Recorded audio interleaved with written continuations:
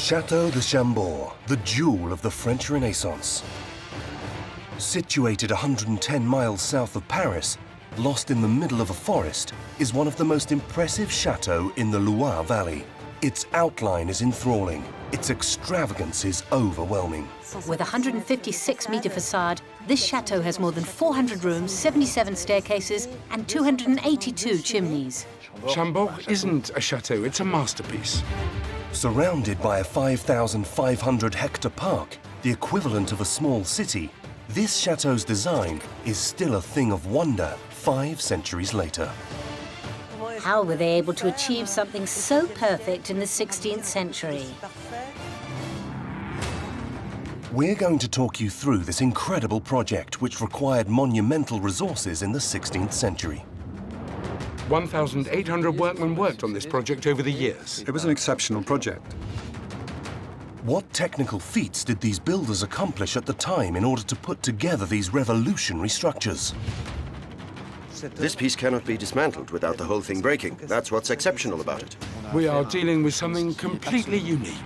From the monumental central staircase, to the thousands of sculptures, to the hundreds of chimneys that sit atop the building, what challenges had to be overcome in order to satisfy the every whim of the chateau's commissioner, King Francis I? The king takes a decision and it gets done. Taking on this project really became something of a financial drain. A project that also holds the story of a mystery that's never been solved. We have absolutely no floor plans at all. Why does the shadow of Leonardo da Vinci, the greatest genius of the Renaissance, loom across the Château de Chambord? He called Leonardo da Vinci my father. He was in awe of this illustrious old man. Using new 3D animation software, we'll roll back the clock and explore the timeline of this incredible structure, unique in its time. I don't think we could create something better even now. Accounts from the best specialists will reveal the construction secrets behind this stone giant, now kept under very tight surveillance. 500 years after its construction, the secrets behind the Château de Chambord are finally being revealed.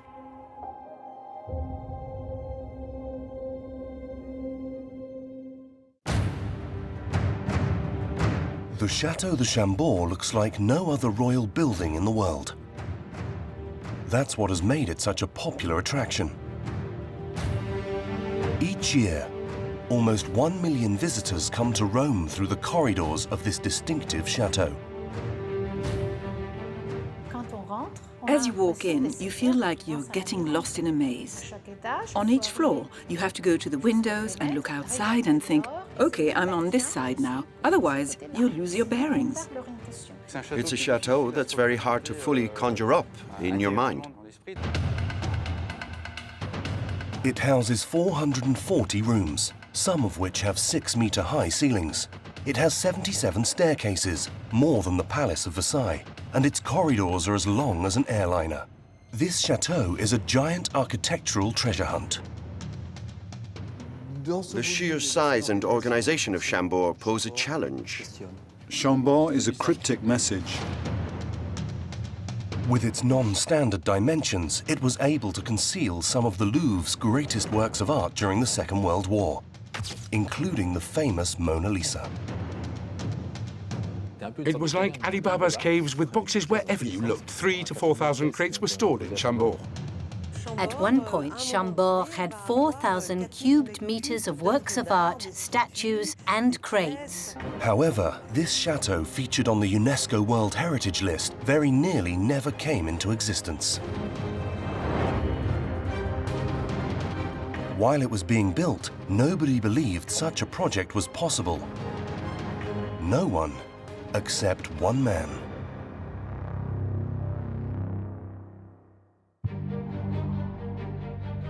The year is 1518, here in the Loire Valley city of Blois, the home of the new King of France. Francis I is only 24 years old, and he's already the most powerful king in Europe. Francis I in 1515 was a feisty young man. He was an ambitious king, a strategic king, and a visionary too. We know his aim was to somehow become the Emperor of Europe. In 1515, King Francis I had conquered the Swiss in Marignano. So this young man, who wasn't necessarily supposed to ascend the throne, suddenly had everything. To demonstrate his power, King Francis I wanted to build things and mark his own era. Very quickly, he launched a huge construction program. He was a construction king. He's one of the great historic builders. And when he walked into his chateau, he'd draw sketches of what he'd done and what he wanted to do. And I imagine he'd have been an architect had he not been king. Over the course of his reign, he built 12 chateaux, more than any other king, but King Francis I wanted to go even further. And in 1518, he decided to invent a new type of chateau. One of his goals was to have a hunting chateau where the king could go with his ladies and his friends. It was the King's Youth Project. He wanted to erect a charming and splendid building here. It wasn't simply about building a place to live. It was about creating a unique architectural work of art. In order to build the chateau of his dreams, the king stopped at nothing. At vast expense, he hired the greatest genius of the Renaissance movement, Leonardo da Vinci. He invited him to France and offered him board and lodging. He had great admiration for this famous old man. He called Leonardo da Vinci my father. For Leonardo da Vinci, this project would be seen as his last chance to prove his architectural talents.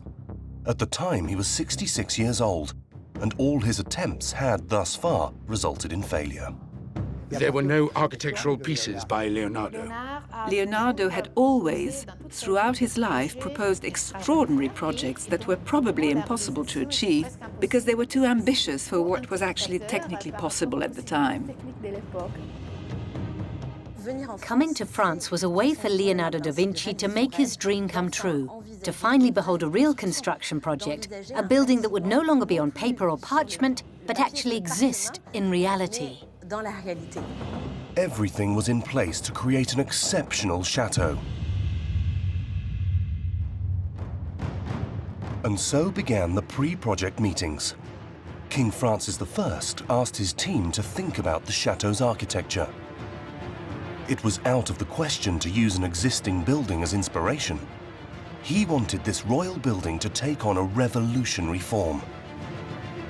So what did the first sketches look like? We've absolutely nothing. We have absolutely no floor plans at all. Most of the documents regarding the construction of Chambord were destroyed in the 18th century. It's a little disconcerting. It's as if someone wanted to make the plans disappear and perhaps maintain a sense of mystery around the construction and design of Chambord.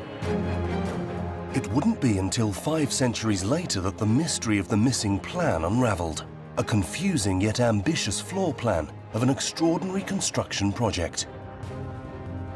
Here is the first floor plan of Chambord. What we now know is that this must have been a square building flanked by 4 towers with the living quarters in the corners. That was all there was to this initial project. It was a keep, but an extraordinary one at that. A huge keep measuring 2,000 square meters and 56 meters high. But the most surprising thing about it was the organization of the spaces in a central plan, a chateau in the form of a Greek cross, which was unprecedented at the time. Dividing the internal space into the form of a Greek cross had never been done before. It was the first time in France that a civil building, or chateau, had used this layout. In the 16th century, royal chateaux were all designed based on the same model, like the one used here for the Château de Blois. Normally in a chateau, you walk into a courtyard, you see a staircase, which you climb to the first floor, and there you'll see a large room, followed by the king's living quarters. Quite unlike this square structure cut into 4 by a cross where all the living quarters are identical, including those of the king. The king had no suite of his own. The king was, in a very strange way, on a level playing field with other people. The keeps, as a place with no hierarchy, were a remarkable space. So whose idea was this architecture, so totally innovative at the time? Was this Leonardo da Vinci's signature?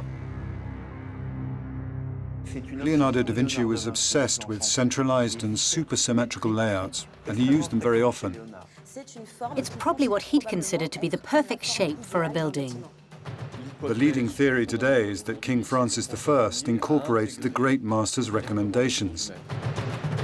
But the Italian genius is believed to have hidden a coded message behind this design. Initially, the building had a central symmetry. In other words, everything was organized around a central pivot. They set out a building project that adhered to an unrivaled symmetry, something that was completely unique.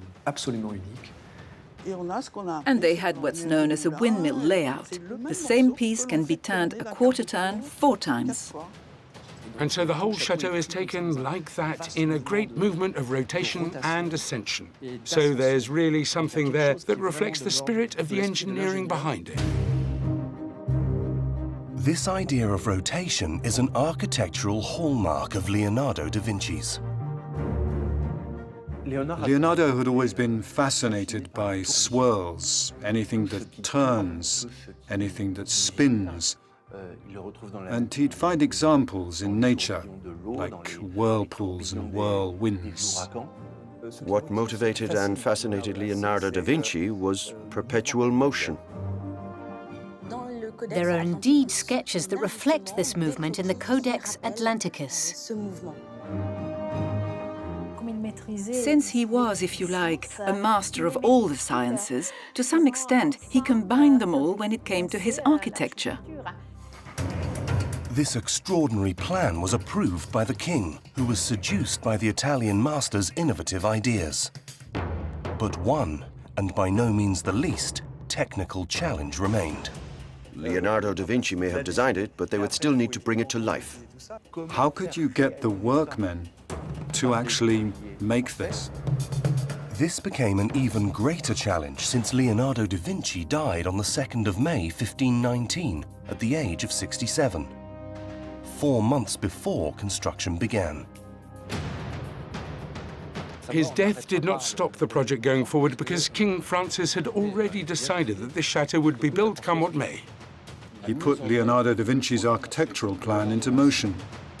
And so, the builders had no idea of the scale of the task that awaited them on this extraordinary construction project. On the 6th of September 1519, several hundred labourers arrived at the location the king had chosen for his chateau, which was an awkward choice to say the least. The name of the place was Chambord, a wild stretch of lowland, isolated from everything. In the Middle Ages, palaces were normally built on hills, but here he'd chosen an area of lowland, and in some notebooks Leonardo da Vinci writes, "Use lowlands for buildings because it creates a greater element of surprise, because you'll discover the building at the bend of a path." King Francis I knew this land well, and he must have roamed across it while hunting deer, so he bought the land to build the Chambord estate. King Francis I saw things on a grand scale, a very grand scale. The Chambord estate is the same size as a small city. 5,500 hectares with a 20-mile-long wall, which makes Chambord the biggest enclosed estate in Europe. It made for wonderful hunting territory.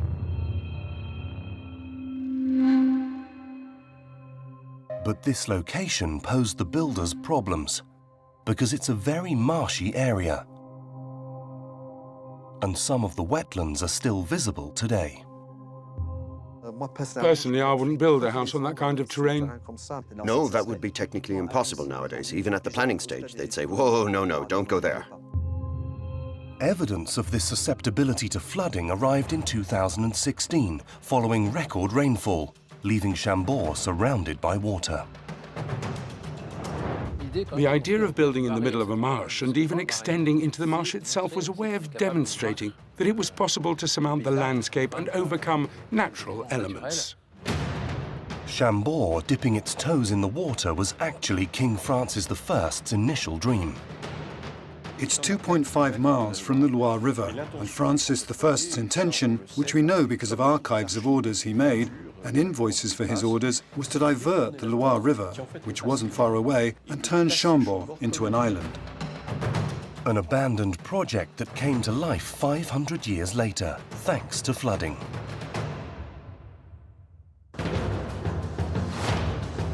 But the chateau only narrowly escaped the water in 2016, thanks to the exceptional quality of its foundations, which had been built 5 centuries earlier. Simon Bryant is an English engineer who specializes in excavation operations in the Loire Valley Chateau. According to him, the greatest challenge faced by the laborers was making sure the building didn't collapse. You have to find a base so that buildings with several stories and huge stonework just don't collapse, because small movements in the foundations, even little compressions, can sometimes have rather devastating consequences. In the late 1990s, Simon Bryant launched a huge excavation operation at Chambord. His aim was to understand how a chateau comprised of 220,000 tons of stone, or the weight of 3 aircraft carriers, was able to remain upright on unstable terrain. So he started digging beneath the chateau, when all of a sudden the scoop of his excavator became blocked. The scoop of an excavator hit on a hard surface. Oh, well, look at that. There are walls here. So we had to remove the wall to clean up, and that's when we realized that this was the base of a medieval tower. He had found a medieval tower that had not previously been known about. In this photo, we can see part of its base. So there was a smaller chateau in Chambord that predated the one built by King Francis I, and the builders used it to support their new construction. They saw that the medieval stonework was solid enough in that location and could be incorporated into the new construction, like a foothold. They tore down one chateau, left a few remnants of it, and on top of that, they built a new one. But that wasn't enough, because the size of the chateau King Francis I had envisaged was much greater than that of the former fortress. And so, a huge landscaping project began. 5,000 meters cubed, or the equivalent of 2 Olympic swimming pools, were dug up in the hope of finding soil hard enough to build the foundations with. They realized they'd gone beneath the limestone, so in places they dug as deep as 5.2 meters or even deeper. 5.2 meters of stone foundation is quite extraordinary. And so, on top, they built these wooden partitions, like braided bits of mulch, which they poured lime into. And lime mixed with water holds firm, so the more lime you add, the more it hardens. And then on top of that, they gradually added stones, all the cut stone, thus forming the base of the chateau. It wasn't until 4 years after the project started that the foundations were actually finished. 4 years of digging and compacting the soil before they could even start building the walls. A monumental task. In addition, the original teams assigned to manage all of this were all quite old, died shortly afterwards and had to be replaced, so there were some fairly complex setbacks for the project to begin with. But the difficulties had only just begun for the Chambord laborers, because it was now time for them to build the most architecturally important part of the chateau, the keep's central staircase. Whichever way you enter the building, it's the first thing you see. It's really magical. It's really a key structure. It's really a work of art within a work of art. It was the first time someone had given so much importance to a staircase within a building. A splendid staircase with a rare technical characteristic. It's a double helix. In other words, it's made up of 2 176-step spirals, which sit one atop the other without ever merging. It's a bit like the structure of DNA.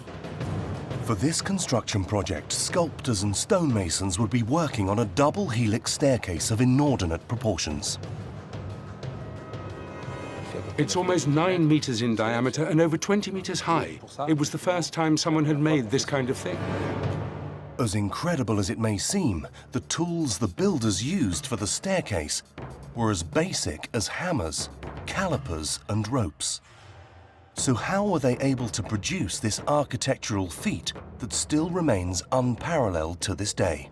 The first clue lies 12 miles from Chambord, in King Francis I's first chateau.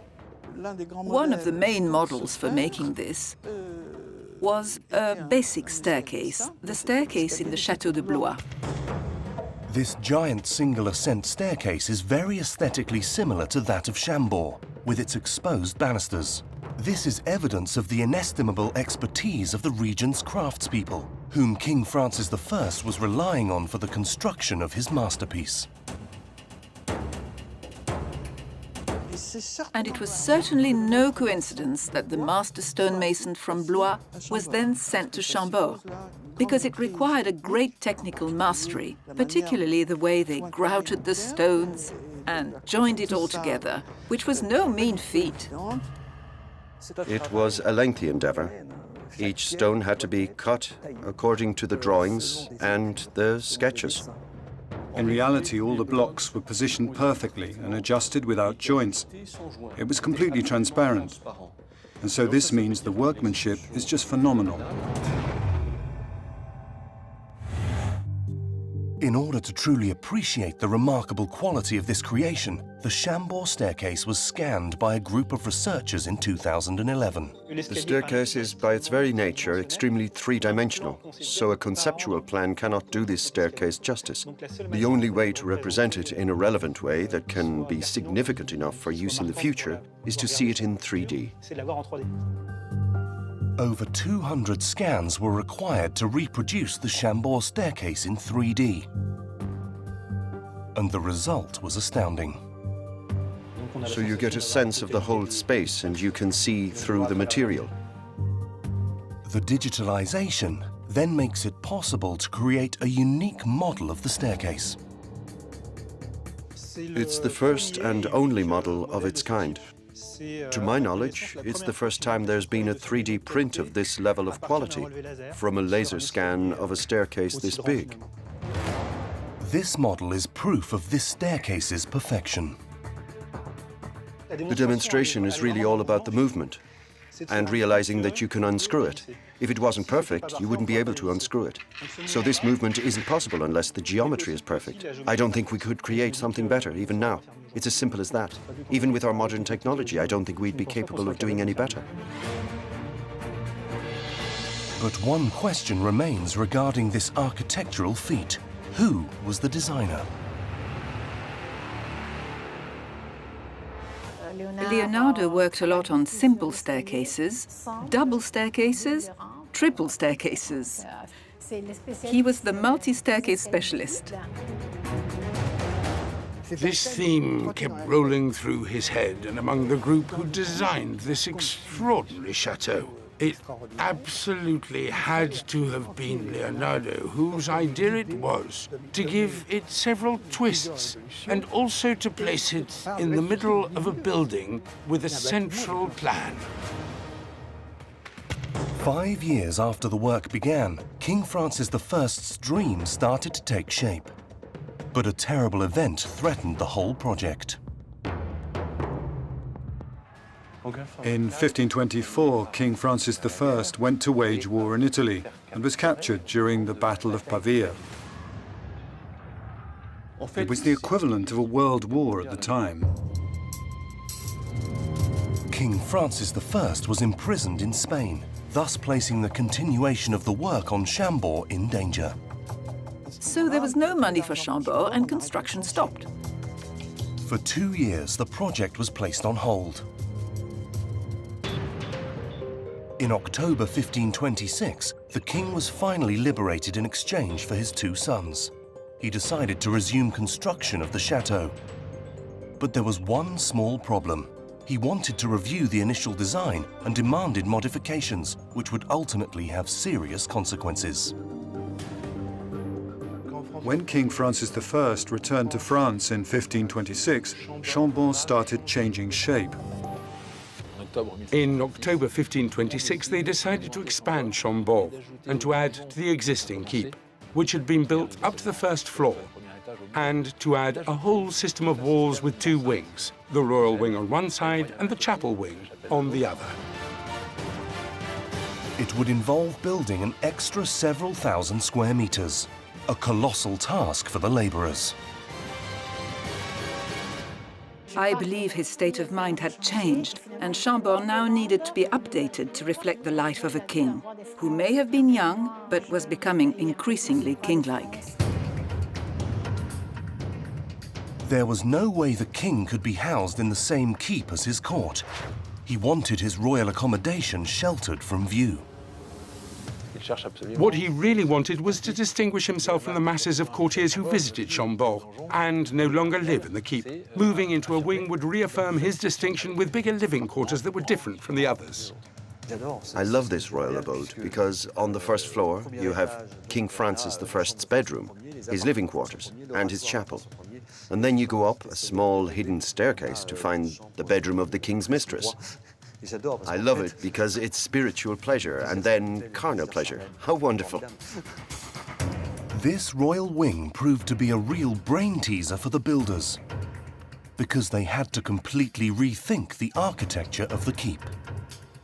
In order to enable circulation between the keep and the royal wing, they had to flip one of the corners. Otherwise, you couldn't get through. You'd hit a wall. So they decided to flip the corner in order to integrate a passage into one side, a loggia that linked to the royal wing. A reversal that made the project even more complicated.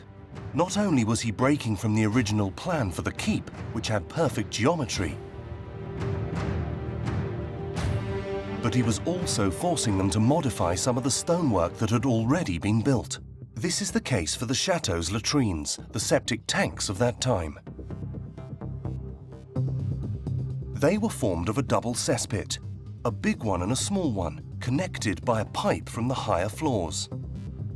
But it was impossible to preserve this system in the North Tower, once it had been inverted. In the North Tower, since it had been necessary to invert the tower, the pipe could no longer reach the small cesspit, nor the big one. So the men building Chambord had to change the structure of the cesspits in the North Tower, as discovered by archaeologist Jean-Sylvain Caillou and researcher Dominique Hofbauer. There's still water there. Yes, it's rather... I'm not even sure we can get in there. Since the flooding in 2016, the cellars are often flooded. Dominique Hofbauer dons a waterproof suit to show us the modifications made to the latrines by the Chambord stonemasons. So here we're in the latrines of the keep's North Tower, which is a system of latrines comprised of a small cesspit, but this one is much longer than those of the other towers. And then there's a bigger cesspit, which is much narrower behind this wall. And what we've discovered through archaeological digs is that these two cesspits of different sizes are actually one big standard cesspit, based on the same model as the others, and they've been divided into two separate cesspits.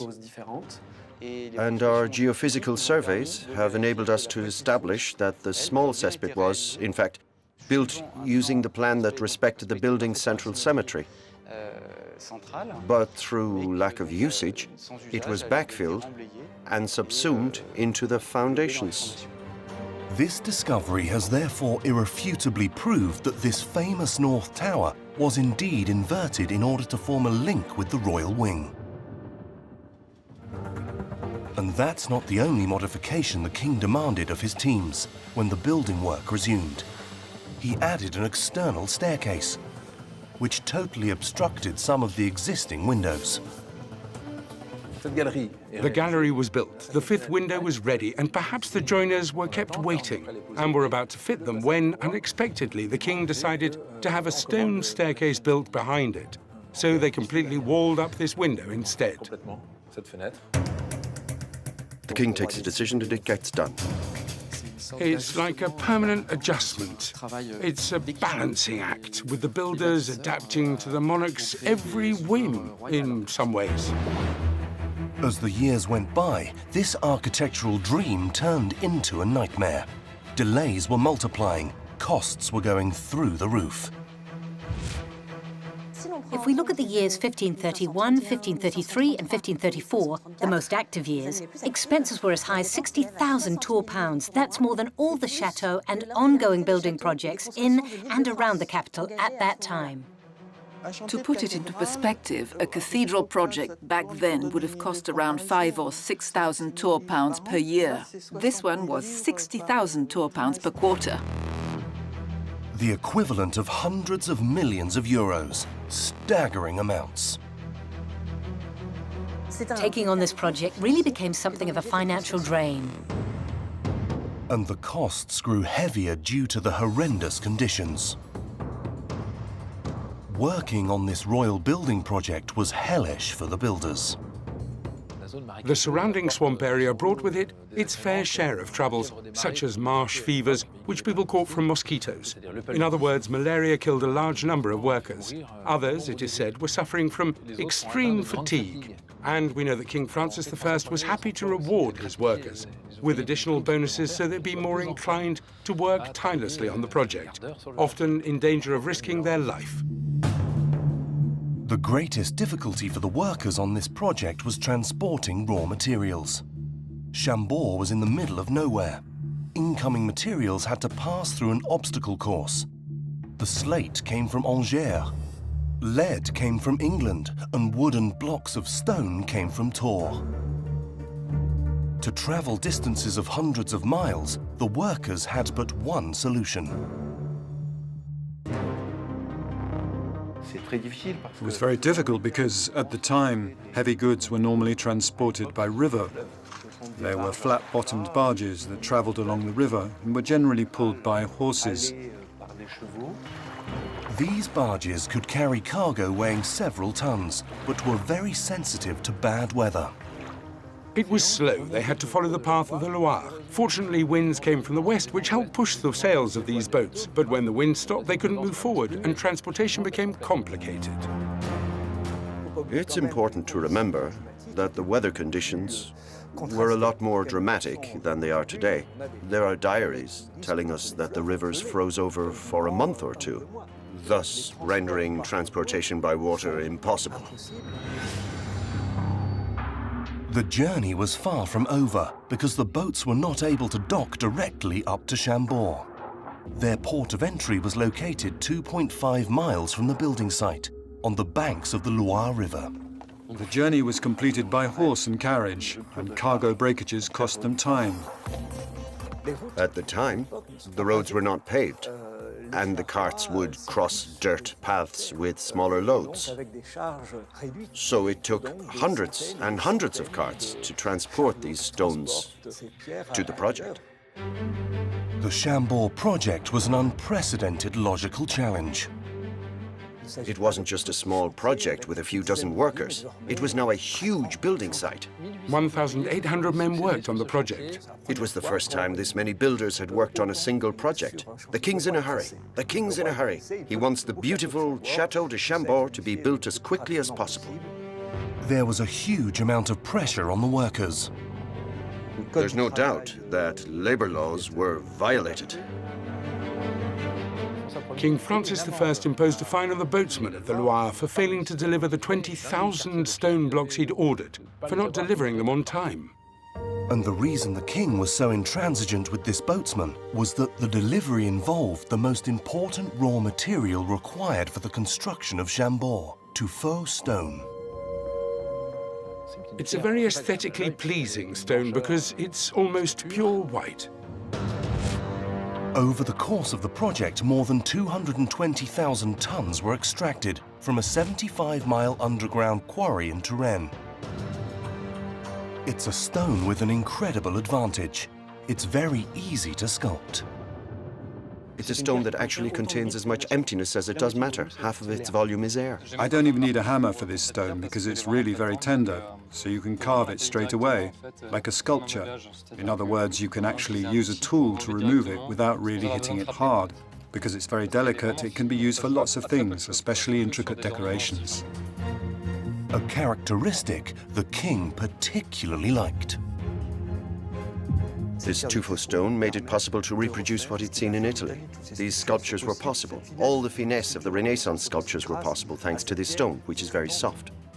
Thanks to this tuffo stone, there are 2,500 sculpted decorative pieces at Chambord. These absolutely extraordinary Renaissance-inspired decorative elements are extremely rare. Of the thousands of sculpted works of art, one required a considerable effort. It can be found at the top of the double helix staircase. What's particularly impressive is the great hall on the top floor of Chambord, which is vaulted, with very powerful, very Italian-style coffered vaults. And the coffers are sculpted into King Francis I's emblems. In each coffer, you'll find either a salamander or an F. In total, there are almost 400 coffers. There are around 200 Fs and around 200 salamanders. To create such an excessive vault, the builders had to erect a wooden scaffold, a sort of casing. Once installed, the sculptors placed the coffers on top of one another, starting from the bottom. Once the last stone, called a keystone, had been placed in the middle of the vaulted ceiling, the workers could remove the casing. Thanks to the perfection of this construction, these compressed stones would hold themselves in place without any support. You cannot remove any of the coffers in this vaulted ceiling. Everything is slotted into place. This creation cannot be dismantled without the whole thing collapsing. That's what's extraordinary about it. This piece was built, it's here, and it's here to last as long as necessary. But one strange coffer attracts our attention. Could this coffer contain a hidden message? There's an F on the vaulted ceiling that's strange because it's been sculpted backwards. Of all the coffers in the space, there's only one that's backwards. So was this a joke on the part of the sculpture, or is it a symbolic way of saying that the F we have above us is turned toward God rather than men? It's also maybe a way of saying that things can be read in both directions. An inverted letter. The same approach used by Leonardo da Vinci to record his research in his notebooks, the famous Codex. Leonardo da Vinci actually had a rather spectacular writing style. Much like 15% of left-handed people, he had a unique ability to write in mirror. Was this King Francis I's way of paying tribute to the Italian genius? It still remains a mystery to this day. Perhaps this backwards F is one of the symbols beyond our comprehension, and we should either reinterpret or at least observe it. In 1540, 20 years after the building project started, King Francis I's dream, despite its ups and downs, was gradually taking shape. But the sovereign fell ill. Having developed an infection, his suffering grew worse. Would the king have enough time to see his masterpiece completed? A race against the clock began to finish the roof. 20-meter-long frames had to be erected, and the slate needed to be placed on the roof. The workers had to work together to build the roof terrace of the keep. All these big stone structures emerging from the rooftops are what we call superstructures. Huge chimneys, webs of staircases, skylights. Really, this whole structure looks like a city perched on top of a keep-style chateau. In the center of the 282 chimneys lies the jewel of the chateau, the Lantern Tower, sitting at 56 meters high and decorated with a crown and a giant 1.5-meter fleur-de-lis. Up there, at the top, is the finest royal crown. In other words, the crown reserved for the imperial leader. That is to say, the crown that represented the greatest power in the world at the time. This exquisite tower weighs more than 40 tons, or the equivalent of a military tank. This weight, in addition to the other superstructures, required the construction of special walls that could support this excess weight. Some of the walls are almost 2.5 meters thick. You should see the walls at Chambord. They're absolutely huge. But the greatest challenge of this lantern tower was its elevation. How can you get 40 tons of stone 56 meters in the air with brute force alone? They know the weight, they know the risk of crushing or something similar, and any wooden scaffolds may just collapse. Yet again, the labourers had to adapt their techniques to the excessiveness of the tower. They used a simple but extremely effective tool, the famous treadwheel crane. It had large wheels in which a man, or several men, would pedal like hamsters, if you will, and could lift rocks and large stones to high altitudes using a pulley system. Thanks to this ingenious system, one man can lift an object much heavier than himself. This was also a building site that helped advance techniques. Based on studies that have been done, one wheel could lift as much as 4 tons, which is huge. And the genius behind the builders of Chambord didn't stop there. Recently, during the renovation works carried out 5 centuries after its creation, Chambord has revealed a previously incredibly well-hidden secret. Beneath the slabs of the roof terrace hides a water drainage system designed to protect the building from bad weather. Further proof of the talent of the architects of that era. The slabs aren't watertight. The water gets through, and the problem is that the coffered vaults are just below them. As a solution to this, they developed a hydraulic drainage system, the likes of which had never before been seen in France. The idea is that beneath the rooftop slabs, the stone slabs, there's a real roof with tiles like this in a U shape, which collects the penetrating water from the rooftop and drains them into 2 conduits at the base of the vault, which are slightly tilted outwards, and then they link with the small lead channels towards the water spouts. The construction of this chateau almost saw completion, but everything stopped in March 1547, 28 years after the project had begun. King Francis I died of septicemia at the age of 52. The king never lived to see his architectural masterpiece completed. We've obviously tried to look into how much time King Francis I spent at Chambord. Based on what we now know, it was around 73 days. The Chambord project lasted 28 years under King Francis I. But the building wasn't complete because the chapel wing hadn't been finished by the time King Francis I died. The enclosure around the courtyard had been started but not completed. His son, Henry II, took over the project for a few years. But it was Louis XIV, the Sun King, who added the final touch to this masterpiece. This was around 1680, more than a century and a half after the project had begun. Louis XIV finished it, respecting the overall design. He didn't add any Baroque wings. He did change the style of some of the windows, but he was aware that he was in the presence of an incredible work of art. In order to finish the work, Louis XIV brought in the best in the business. He came with the mastermind behind the Hall of Mirrors at Versailles, Jules Ardouin-Mansart. At Chambord, Jules Ardouin-Mansart finished the work on the chapel. He built the attic spaces atop the lower enclosure. But the Sun King didn't stop there. He created a whole new backdrop for this unique chateau. Louis XIV felt as though it wasn't just the chapel and lower enclosure that were left unfinished. The area immediately surrounding the chateau was still a swamp. I think they quite often found themselves traipsing in water. And that didn't suit the Sun King. He decided to reproduce here what he'd successfully implemented at the Palace of Versailles, a splendid French garden. As revealed by the garden restoration work carried out in 2016, it would have been a tireless struggle against the weather conditions in Chambord.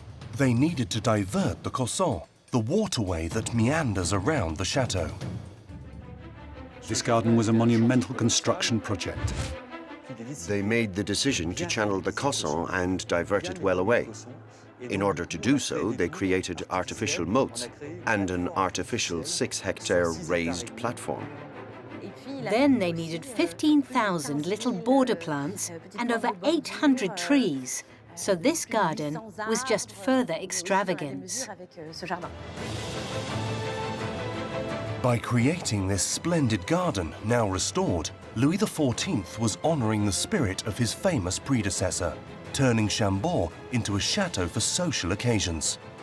He invited Molière there to put on his famous play, Le Bourgeois Gentilhomme.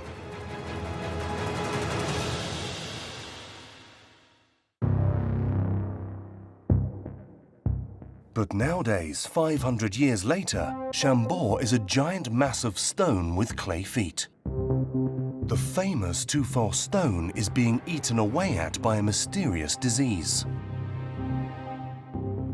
Here's a bit that's healthy, which sounds full. When you knock here, it sounds hollow. So this is where the crack has started spreading. Tuffeau is a soft stone. It's a porous stone, and it absorbs water. And then it dissolves and eventually falls. And if chunks of stone fall, that can be extremely dangerous, both to the public and to the building itself. A few years ago, a huge block of stone fell on the terraces and fortunately did no harm.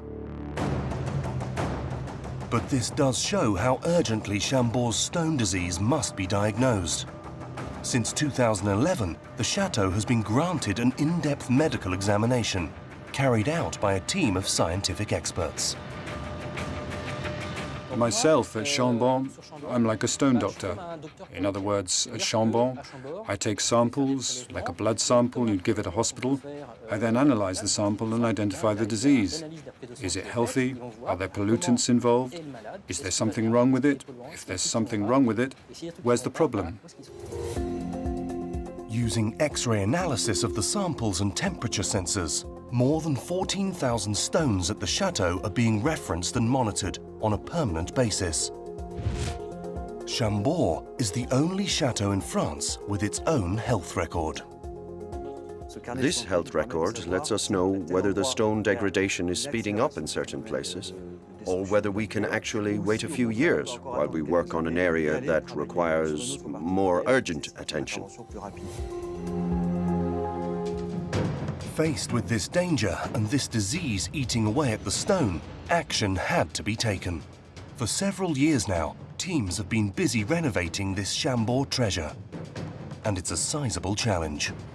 Even just replacing a few stones, erecting a scaffold, redoing a few sculptures can cost €2 million in one go. This masterpiece is now under strict surveillance and is still yet to reveal some of its secrets. In recent years, researchers may have uncovered new avenues to unravel the mysteries behind the initial Chambord design.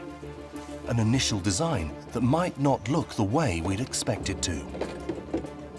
Until now, we believed that the enclosure part wasn't foreseen in the 1519 design. But as it turns out, we're having doubts about that now. Perhaps it was foreseen, but it would have been completely separate from the keep, which would have been very distinct and separate from the enclosure. It's at 2.7 meters. In order to check this, further excavations have been carried out in the chateau's moats in the hunt for remnants from the past. And there are older pieces of stonework that could perhaps correspond to an extension of the lower enclosure. We're measuring them, and then we'll compare them with some of the designs to try and see whether we're on the right track. If this line of research proves true, this could mean that the keep was never meant to stand alone, but be surrounded by a huge square enclosure. An architectural design that's reminiscent of certain religious texts. The design with the courtyard and surrounding walls was used for the ideal city. Heavenly Jerusalem in the Apocalypse, according to St. John. Was King Francis I's much-desired Château de Chambord designed as a representation of God's home on earth? What's interesting about this hypothesis is the very mathematical interpretation of this new design of Chambord. In other words, they'd have had this 3x3 grid with 9 squares, with the keep occupying the central square. It was an extremely intellectual and mathematical design. You can't help but recognize the marks of one of the greatest geniuses of all time, Leonardo da Vinci. He was convinced that the world was written in a mathematical language. Ultimately, Chambord's a bit like a stone version of Leonardo da Vinci's Mona Lisa. Almost 2 centuries of work, technical feats and engineering genius helped this mesmerizing and majestic chateau rise from the ground. A gargantuan project for a legendary chateau. If King Francis I's aim was to dazzle the world, then he certainly succeeded.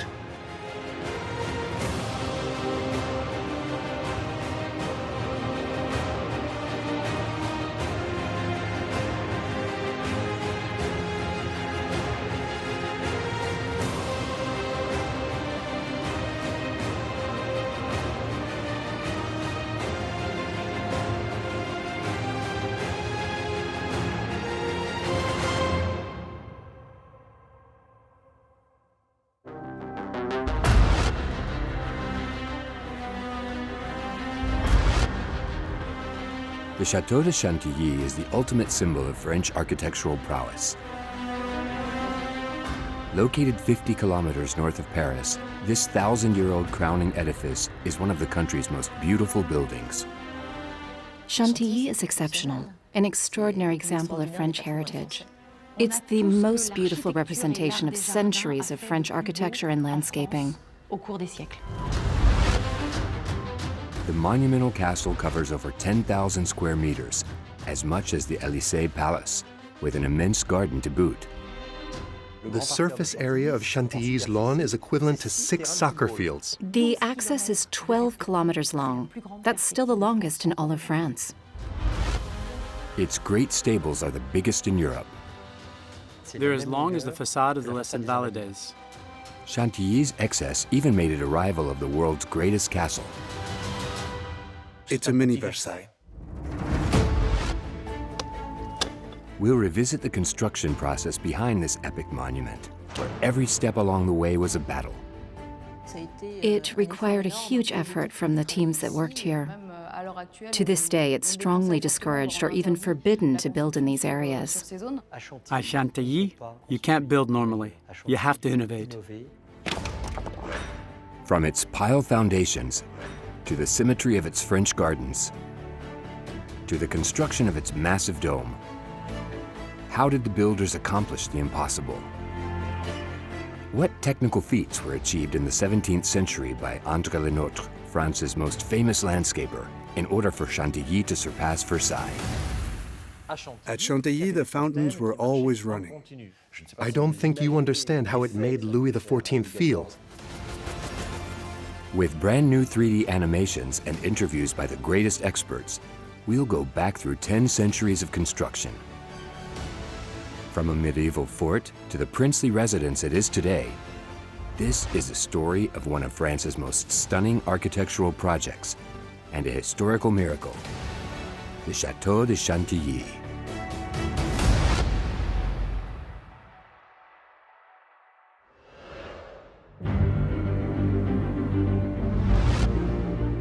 Chantilly is a castle that keeps its cards close.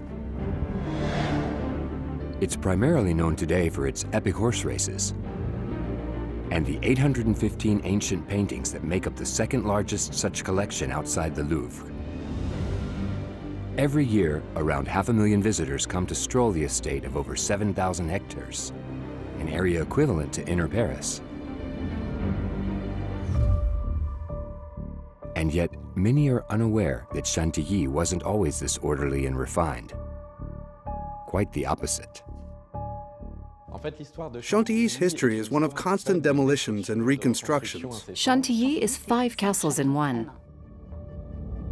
To decipher its many phases of construction, we must go back in time almost 1,000 years.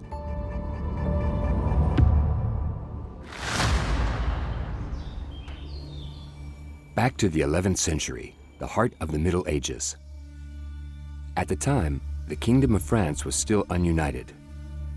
The royal capital of Senlis, located 45 kilometers north of Paris, was the target of multiple attacks. The situation was very unstable, so they needed to build up defenses. All around the city, at multiple locations, spread over several kilometers, there were these fortresses built to protect Senlis on the road from Paris to Picardy. But one location had proved troublesome for building a fortress. The forest of Chantilly, 7 kilometers from Senlis. It was wetlands. The whole thing was a peat bog with wild trees. It was agricultural land, set on a plateau with a valley cutting through it, the swampy Nonette River Valley. The Nonette River was a stream of running water that was several meters wide, but which flowed very slowly, at only about 1.8 cubic meters per second. While it would be a significant advantage a few centuries later, notably to compete with the Château de Versailles, in the Middle Ages it was a huge inconvenience for builders. It was extremely muddy. You had to go 10 meters deep to reach any sort of solid rock bottom on which to build. But back then, digging 10 meters deep was an impossible challenge. To this day, it's strongly discouraged or even forbidden to build in these areas. But a discovery would change everything. Luckily, in the middle of that swampy valley was a rocky spur, a rock mass that made it possible to build a castle in medieval times. The enormous but irregularly shaped limestone would be the base of the future castle.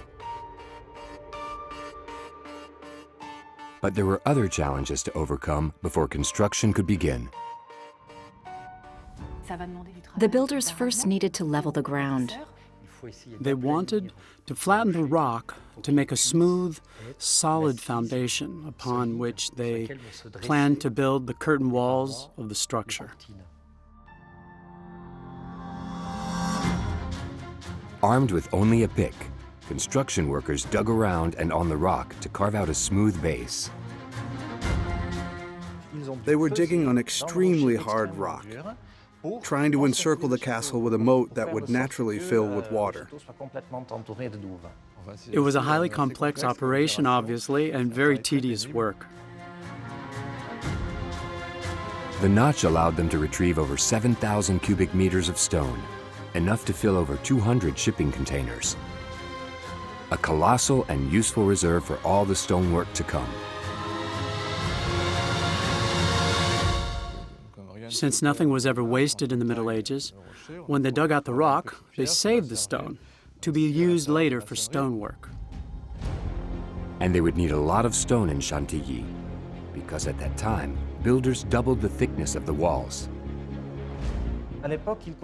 Back then, they built things to last. They didn't skimp for two reasons. First of all, the castle was made to be strong for the Middle Ages. It needed to withstand attacks. And secondly, in some ways out of ignorance, they didn't know how much they could reduce the thickness of the walls and still keep the structure standing. So they doubled it, and even tripled it, just to be safe. The result was that they built things that were ridiculously robust.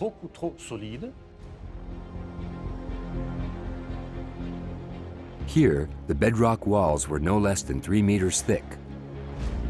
A solid base for a seriously fortified defense castle. Chantilly was born. Chantilly had 7 high towers, and its fortification, the walls connecting the towers, were as tall as the towers themselves. That's where the artillery was based.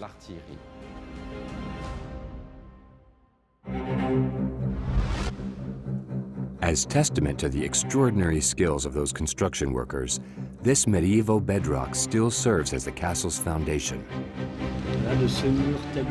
Chief Architect of Historic Monuments, Pierre-Antoine Gauthier, explains. We're lucky because the low-angle light reveals traces of the workers' tools. Almost every stone is identifiable by these marks. They serve as mementos of the site's construction, a sort of tribute to these highly skilled stone carvers. Every stone carver had his own mark, and he marked his stones with that symbol to show he had carved them. That's how they calculated pay, which was done on a rolling basis. The most pronounced medieval remains are in the moats and the towers. The bases of two towers still have their original arrow slits. Those are the narrow, vertical slots through which one could shoot an arrow from inside the tower to defend the castle in case of enemy attack. And that's not all. Surprisingly, Chantilly's most striking medieval vestige is actually somewhere else. A bird's eye view is needed to see it. It's the castle's floor plan, a sort of 70-meter wide equilateral triangle that's been Chantilly's architectural matrix for over 1,000 years. Regardless of when work was being done here, all construction workers had to base their work off of this initial triangular base, which was originally built by workers on that rock spur in medieval times. That shape became an issue in the 16th century, when Chantilly's new owner wanted to transform the fortress into a more flamboyant royal residence.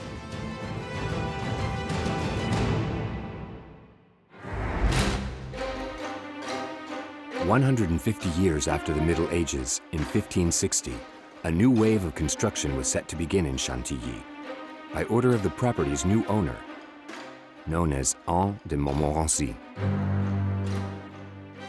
The name Anne was gender neutral. It's confusing, but Anne's actually a man. And this was not just any man. He was one of the most powerful figures in France in the 16th century. He was constable, the highest-ranking army official, and he was incredibly rich. Anne de Montmorency owned no less than 600 fiefdoms and 130 castles and domains, not to mention several private mansions in Paris. We know he was passionate about architecture. This very important man, who had all sorts of properties all over France, decided to make Chantilly his primary residence. That was the real turning point in Chantilly's history, and that's when the major construction work began. Construction that quickly became a headache for workers.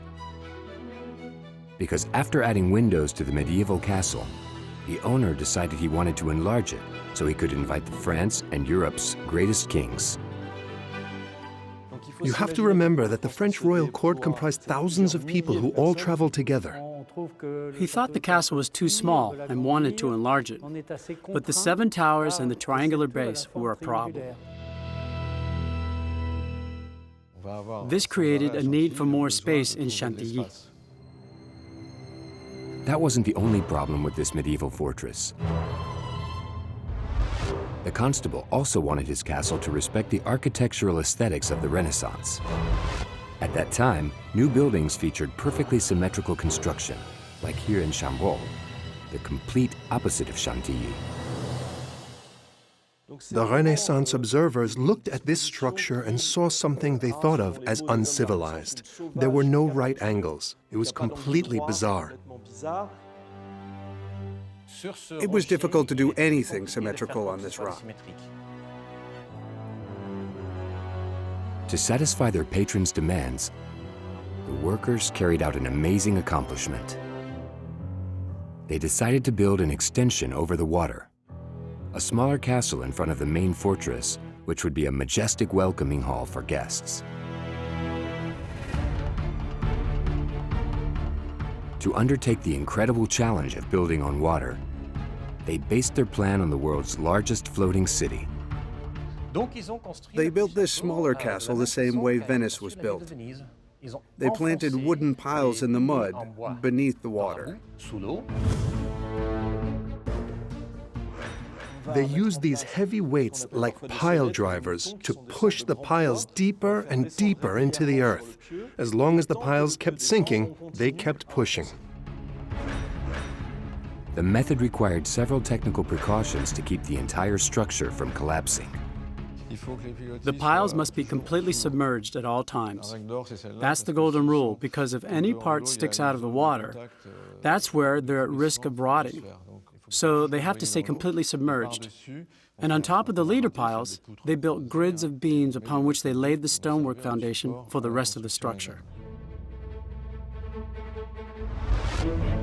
Using this system, the usable terrain was expanded by dozens of meters over the water. But a new problem quickly arose. The small castle, meant to be Chantilly's crown jewel, required radically different raw materials.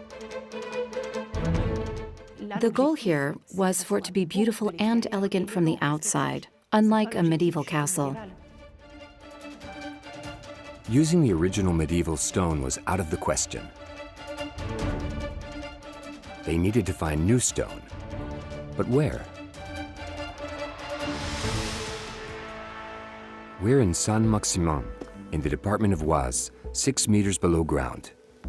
Denis Montagne knows these gigantic galleries by heart. He's an underground cave inspector. You see that lifting? That's natural fracturing, that big one. That's a death trap if you walk under it at the wrong time. Now monitored, these quarries were a boon to Chantilly workers during the Renaissance. They're just 7 kilometers from the castle.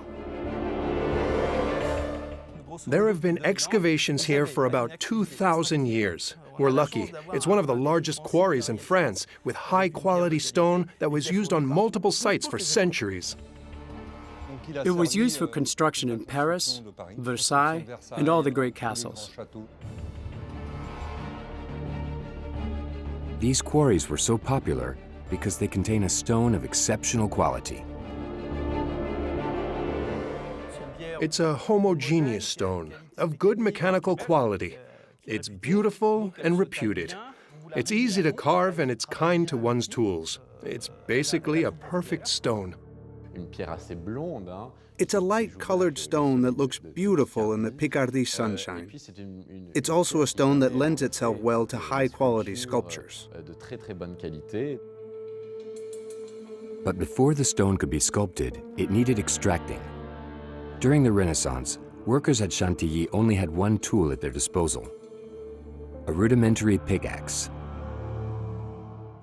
You remove the stone by cutting away the piece you wanted to extract from underneath. The operation had to be repeated on every side of the block. And then, snap, the block detaches. It was grueling work. Someone who worked a dozen hours a day would be able to extract about 1 cubic meter a week. Knowing the structure was 60 meters by 30 meters meant that construction of the small castle took a long time. Too long for the constable. They were under a lot of pressure to finish work at the right time, because the constable was coming, or because the court was coming, and sometimes they had to work quickly, maybe even too quickly, in order to meet deadlines. You can see that part of the small castle's foundation wasn't built very well, using recuperated materials that were hastily put in place. That's probably not due to a technical constraint, but more likely because the constable was impatient to see the work progress. 5 centuries later, this would result in the floor sagging 8 full centimeters. But back in the day, all seemed well. The new building was finished in only 6 years and fully met the owner's expectations. It was a perfectly symmetrical rectangular structure, built over 2,000 additional square meters, and decorated with hundreds of sculptures. It represented elegance, mastery, diligence, and a very calculated use of ornamentation. It's a great example of geometrical expertise. Chantilly was ready to receive and impress the great kings of Europe. This included Holy Roman Emperor Charles V, Europe's most powerful monarch. Charles V came to Chantilly and was absolutely dazzled, to the point that he asked Montmorency to give him Chantilly in exchange for a Dutch province. Can you imagine? During the Renaissance, Chantilly was one of the greatest castles that was a kind of a template for all other construction. But its leadership changed hands less than a century later. A new contender decided to radically transform the Château de Chantilly yet again.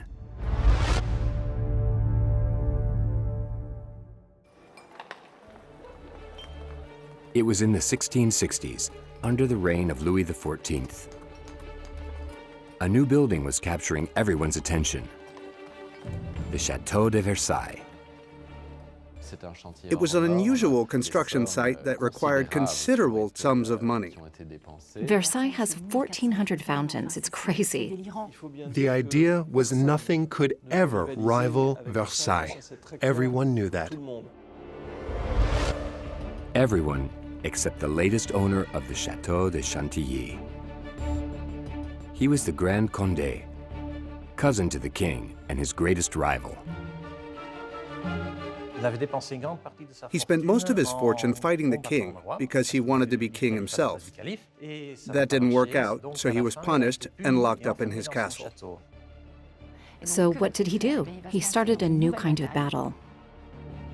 In his battle against the Sun King, the fallen prince didn't bet on the castle's architecture, but on another aspect of the estate. He decided to focus on a different trend that was popular back then: the gardens. The French garden had been invented. All the French nobility wanted to have a French-style garden simply because it was a symbol of power and wealth. Le Grand Condé wanted to prove that he was just as powerful as the king in Versailles. It was extremely ambitious. Chantilly had always been surrounded by marshlands. At that time, only one person seemed capable of undertaking such a monumental challenge. His name was André Le Nôtre, a genius architect and landscaper. He was a well-respected gardener in his 40s, known for Fontainebleau, Les Tuileries, and Vaux-le-Vicomte. He was older and experienced. His knowledge extended to architecture and mathematics alike. He was the first great landscaper in history. The problem, when the Grand Condé contacted him, was that André Le Nôtre was already busy with another project. Louis XIV had chosen him for the gardens of Versailles. I think Le Nôtre leaving Versailles was not an obvious choice. He was tied to the royal estate, and all other estates were deemed secondary. Chantilly was not just any estate. Here, there was a rare element that had long been considered a weakness: the river. What does Chantilly have in abundance? Water, which is amazing. There's no water in Versailles. But you have to know how to control it. André Le Nôtre was sold. He agreed to lead both projects simultaneously. He didn't know it at the time, but he would implement technical feats at Chantilly that would surpass those at the Château de Versailles.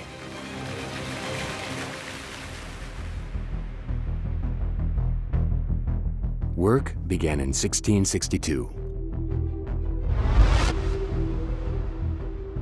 The first goal was to clean up the swampy area. To dry out this type of terrain, it has to be drained. That requires attempting to channel all the water into one central canal. The area that needed draining was large, almost 7,000 hectares, the size of inner Paris. Le Nôtre planned a gigantic canal that was 60 meters wide and 2,500 meters long. As long as an airport runway. The goal was to drain the swamp. The grading and tunneling work required for the canals was colossal. Archive documents repeatedly mention teams of 200 workers being needed to dig, tunnel, and remove the soil in order to build these canals.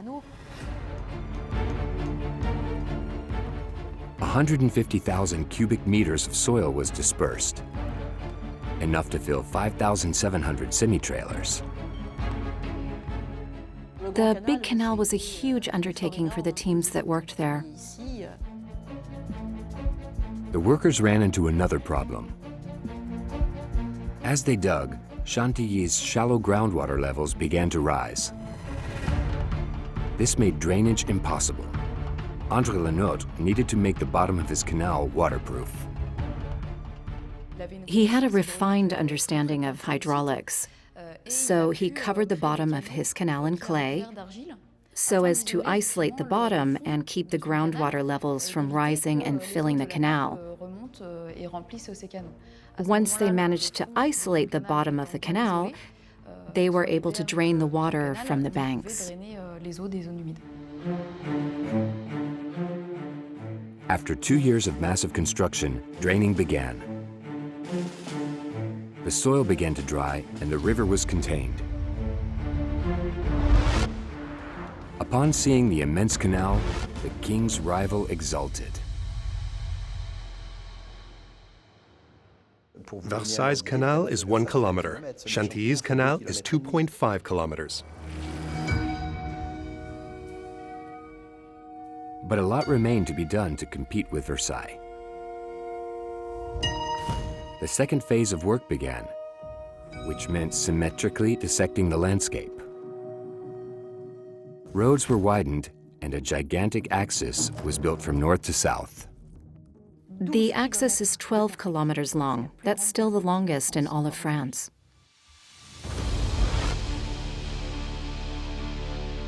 The axis is flanked on both sides with garden lawns, featuring impressively large-scale geometric drawings. You have to understand that the surface area of Chantilly's lawn is equivalent to 6 soccer fields, just to give you an idea. But how did they ensure symmetry across such large distances? At the time, workers only had a knotted cord and sticks to trace the designs. And of course, André Lenotre's incredible talent. He created symmetry for the human eye that made it seem perfectly symmetrical, even if it wasn't the case. He was a genius for that. He knew how to calculate the length of a pool so that even if it was rectangular, it looked square. His phenomenal know-how began to slowly transform Chantilly's swampy marshlands into perfectly tidy lawns. The Grand Condé's dream was coming true. But construction hit upon several major setbacks that threatened the project. The Grand Condé's biggest problem was that he rarely saw his landscape architect, since the latter was always with the king in Versailles. He lived like a modern-day celebrity. He would only go to Chantilly for a day or two. When he came, it was all hands on deck. Everyone had to be ready to receive orders, to get his feedback, prepare their sketches, and organize all the work that needed to be done in time for his next scheduled visit. There were innumerable letters saying, "Call Mr. Lenotre," or "Mr. Lenotre needs to be here," and each time Lenotre wasn't in Chantilly because he was in Versailles. This was part of the rivalry. Who would get André Lenotre on site? The Prince of Chantilly went so far as to charter a special vehicle for the architect, so he could get back to the castle. For there was still an element missing, and a major one at that. The waterworks had to be built so that they could run continuously, something that required exceptional technical skill at the time.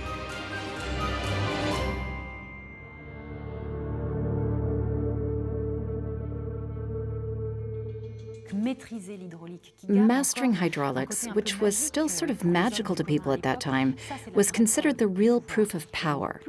So the more waterworks a garden had, the more powerful the garden's owner was thought to be. André Lenotre was well aware of the monumental task ahead, as it had been extremely difficult to get Versailles' fountains to work. Versailles smelled bad sometimes. When the water ran for 20 minutes, it worked well, but then it would leak and stink, so they had to create a special way of touring the gardens. They ran the fountains only when the king was in the gardens, and they only ran the ones around him. When the king walked through the gardens, workers ran behind him, opening the fountains upon his arrival and closing them after he left. So how did André Le Nôtre manage to do in Chantilly what he had failed to do in Versailles?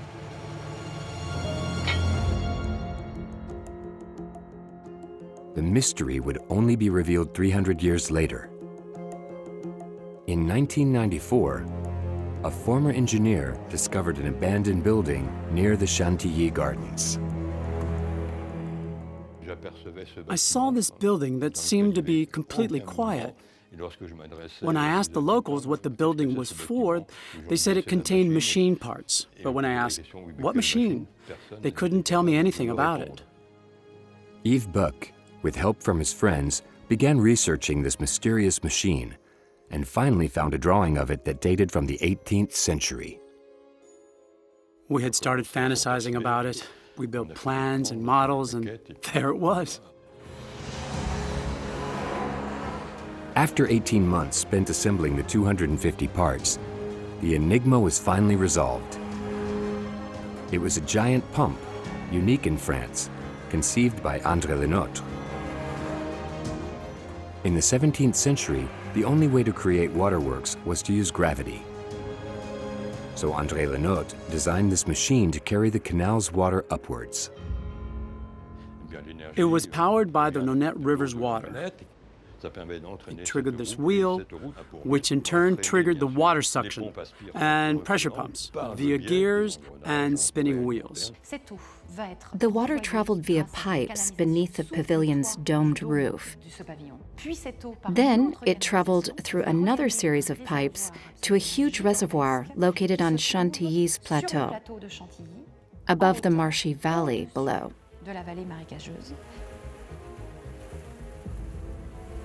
Located 10 meters above Chantilly's gardens, the reservoir could hold 33 million liters of water, the equivalent of 13 Olympic-sized pools. Once the water was in the reservoirs, gravity pulled it into the waterfalls of the estate. Built to feed the water jets located on the west side of the castle, this hydraulic system was extremely efficient, as evidenced by the huge waterspouts that have since disappeared. In the 17th century, they were considered the highlight of the gardens, with 100 water jets across 15 meters of incline. But how long were they powered by the Chantilly machine? In the 17th century, the Chantilly machine was the most efficient of its kind in France, not in terms of capacity or flow, but in that it worked consistently. Considering the volume of the reservoir, it could run for 2 days straight, without needing to start up the water pump again to fill the reservoir. 2 days straight. Can you imagine? An unprecedented feat in France for such complex waterworks. But the thing that gave Chantilly a definitive edge over Versailles was an entirely different system created by André Le Nôtre, one that's disconcertingly simple. The fountains on the east side of the castle were too far to be powered by the machine. Le Nôtre needed another way to get the water up high. Enter the ancient aqueduct hidden in the woods. When André Le Nôtre came to Chantilly, he discovered this aqueduct in the woods. He was amazed by the water inlet, which was higher than the French lawns by a good 9 meters. A raised water source that ran continuously. André Le Nôtre knew he was onto something. He built a 5-meter-long diversion to feed the water into a giant 40,000-liter basin. So from this loading basin, there was a group of pipes that literally went in every direction, connecting underground to the other basins. To speed up the water current, he reduced the diameter. creating a water jet effect. When you turn the valve, you reduce the diameter and the water flows faster. That way, he could control the flow. It was a masterstroke. In Chantilly, the fountains ran non-stop. At the time, they called it the water miracle. It was truly remarkable. In total, it took over 7 kilometers of underground pipes to power all the waterworks at Chantilly. The gamble had paid off. Nature had been tamed.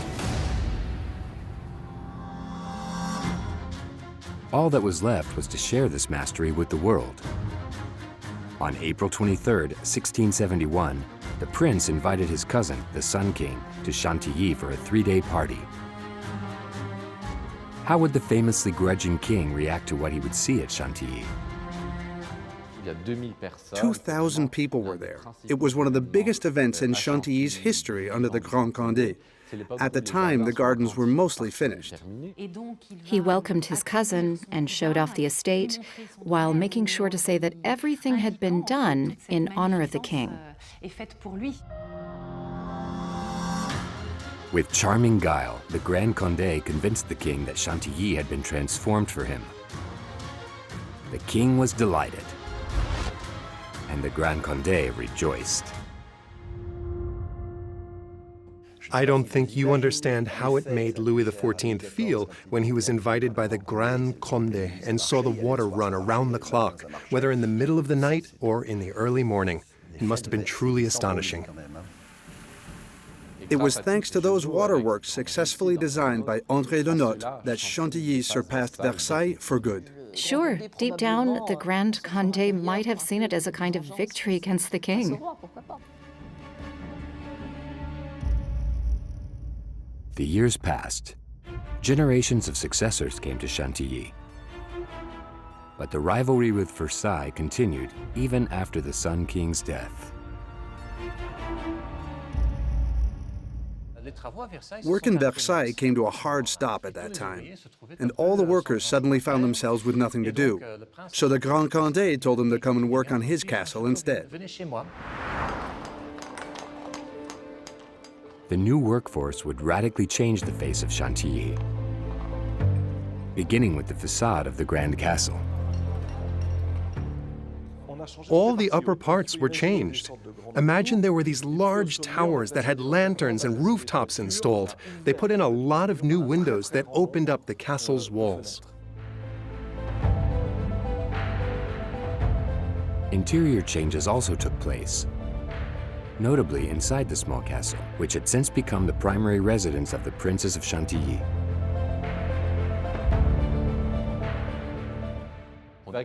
A large hall was created like the Hall of Mirrors.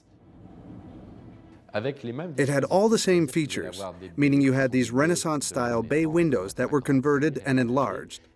And facing the Renaissance windows were other bays covered in mirrors.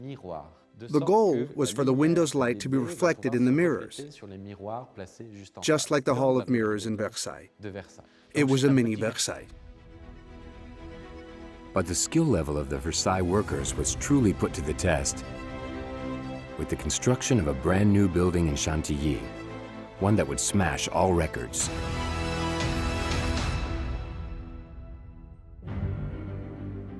Located 300 meters from the chateau, these are Europe's largest princely stables. The stables are even bigger than the castle itself. That's pretty unique for any French or even any European castle. They're as long as the facade of Les Invalides. 186 meters long, 25 meters wide. It's incredible, absolutely incredible. Split into 2 gigantic naves, the stables could hold 240 horses. Decorated with exceptionally fine sculptures, this horse temple rivals any royal stable. But it was an inordinate amount of construction that cost millions and millions. The project, which would take over 20 years to complete and turn into the workers' worst nightmare, began with a pleasant surprise.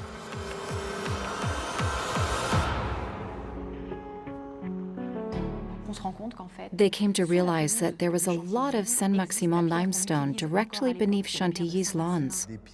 The stone was just 100 meters from the great stable's doors. A natural, gigantic stone quarry with over 2.5 hectares of stone ready to be extracted. For building something like the great stables, it was amazing. As incredible as it may sound, beneath the great stables lies a hidden labyrinth the size of 3 soccer fields. That meant there must have been at least 50,000 stone blocks extracted from these large holes cut into the rock. These chimneys served 2 functions.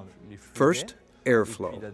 Second, during the process of extraction, you could place pieces of wood or timber framing and could raise the stone to the surface using a system of pulleys. It was a way to save both time and money, because in the construction budget of something like these large stables, both the costs of the actual stone and of its transport were significant.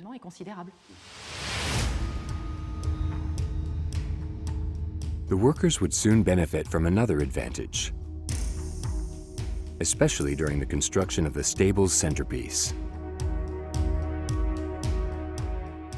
The dome is exceptionally large for a stable dome. It's 28 meters high and 20 meters across.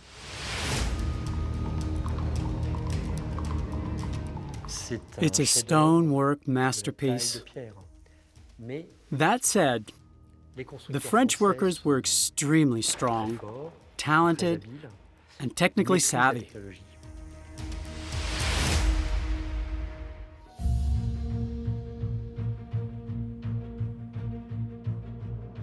Their skill was undeniable, but they still had to make certain adjustments due to the extra-large size of the dome. Jean-Michel Bouchard, a master mason and Meilleur Ouvrier de France award winner, explains. When you build a 28-meter dome across such an area, you have to counter the pressure of the stones you're placing. You place several tons of stone, but you have to carve all the stones into a certain shape so that the vertical pressure is redistributed horizontally. It goes on a slant and ends up into the walls on the sides. They're 5 meters thick to counteract the pressure of the vaults. The architectural prowess in all this is one we don't even realize, which is that the walls are thicker than in any medieval castle. To ensure the dome didn't collapse, the workers also added another element to the mix: metal. The workers were so prudent enough to add metal elements that were assembled in between the stones so as to reinforce the mechanical strength of the whole structure. An architectural prowess that was even more extraordinary, considering it was carried out in appalling working conditions.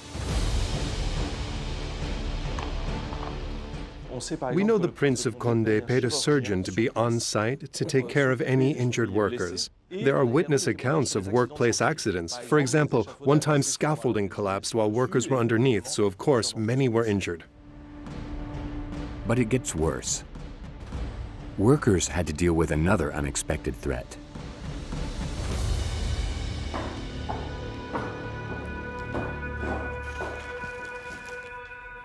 Nicole Garnier is the chief curator of the Chantilly estate.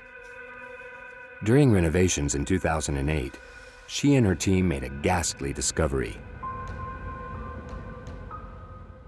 We found this human skull, which was given to the police, who conducted the necessary lab tests.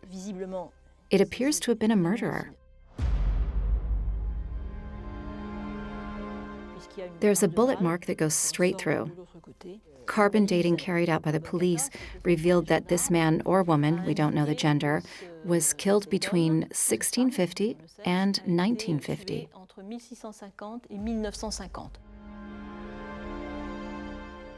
According to certain records, this skull could have belonged to one of the stable construction workers. One theory is that it was the Count of Charolais, who was the estate manager at Chantilly, and who we know killed workers during their shifts here. He would practice his aim on workers on the roof. That's certainly one of Chantilly's numerous legends, and obviously one of Chantilly's darkest legends.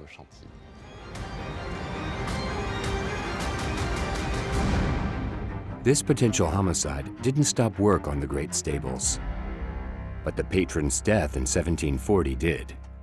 When you look at the great stables today, you can see stone facades that were left unfinished. There's an entire pavilion that was never built.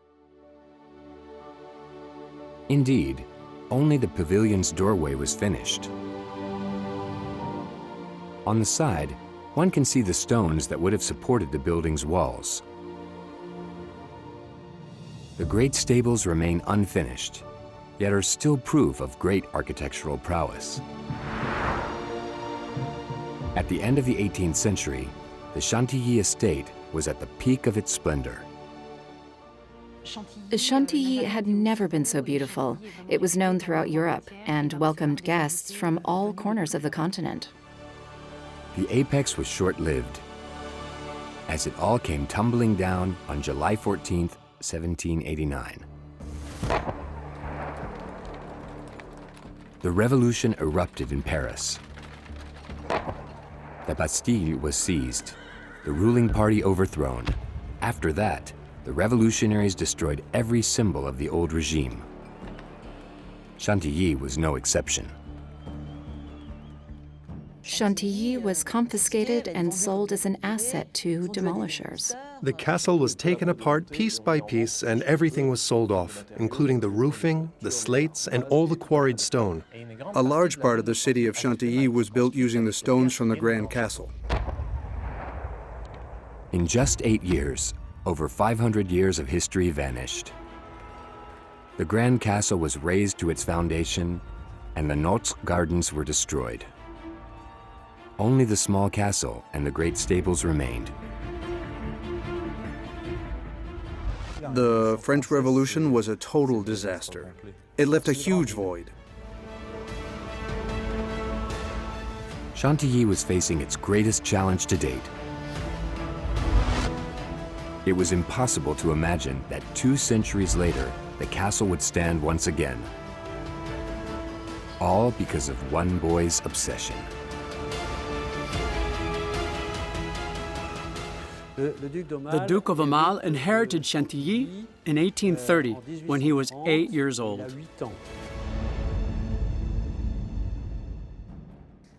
We owe Chantilly's renaissance to an 8-year-old child, Henri d'Orléans, Duke of Aumale, the 5th son of King Louis-Philippe, the last French king. After a forced 30-year exile in England, he launched a gigantic reconstruction project in 1875. The castle cost millions of francs to rebuild. The Duke of Aumale was one of the richest men alive at the time, and restoring this place was his life's work.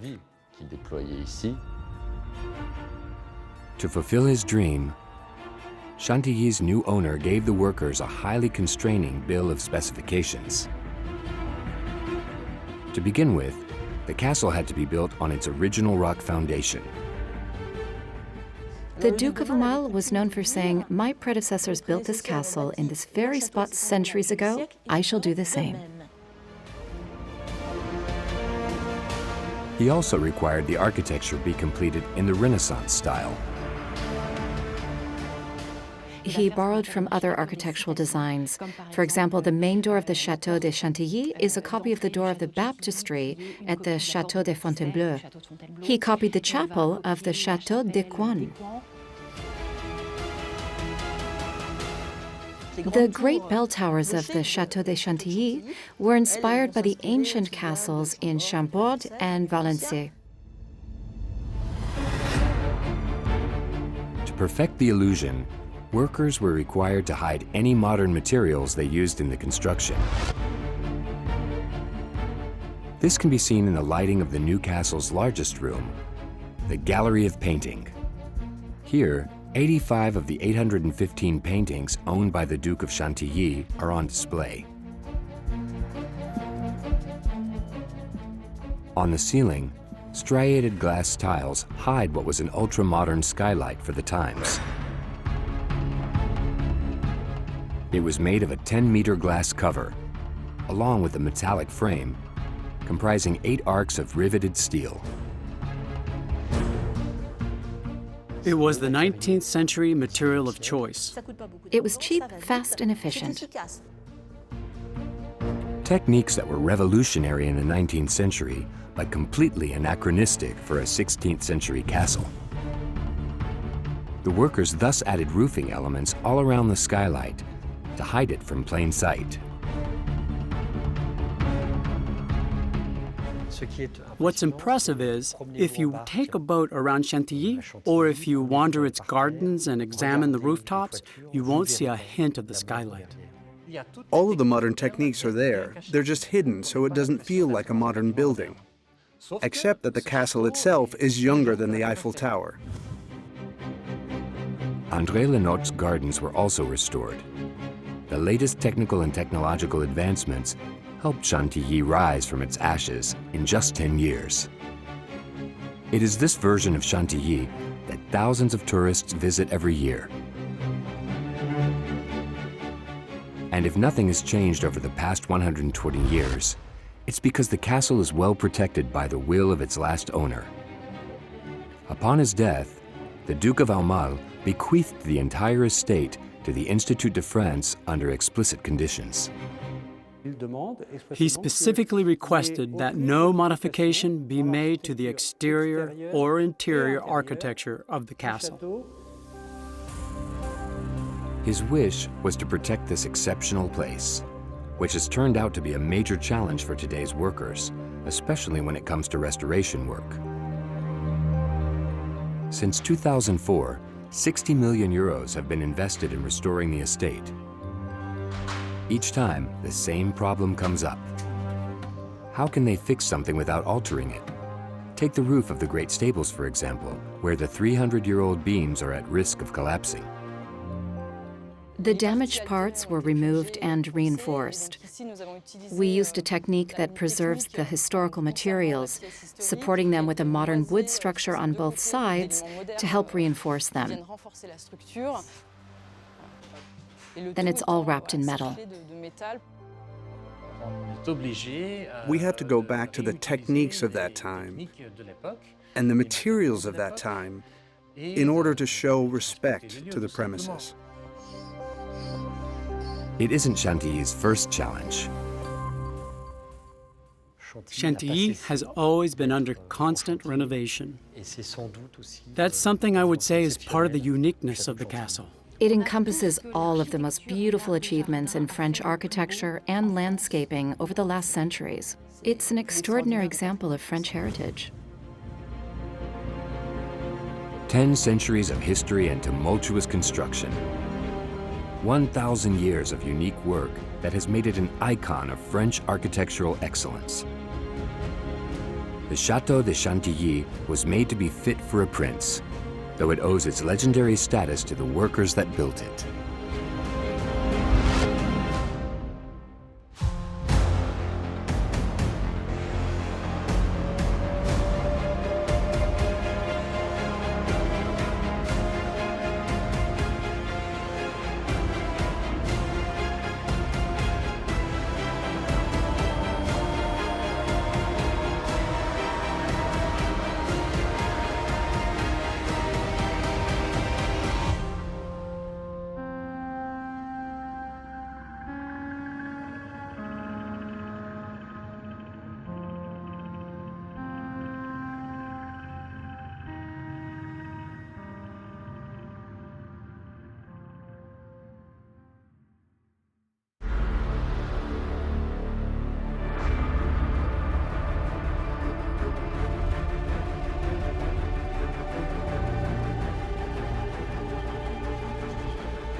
The Château de Chenonceau. Built in the heart of the Loire Valley and renowned for its unique architecture, it's the only castle in the world ever erected directly over a river.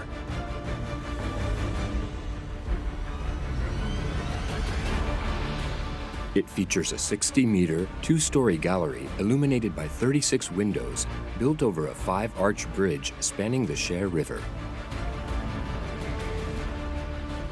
A building with a singular style, flanked with a chapel and a library on the eastern facade, with perfect dimensions. It's borderline insane.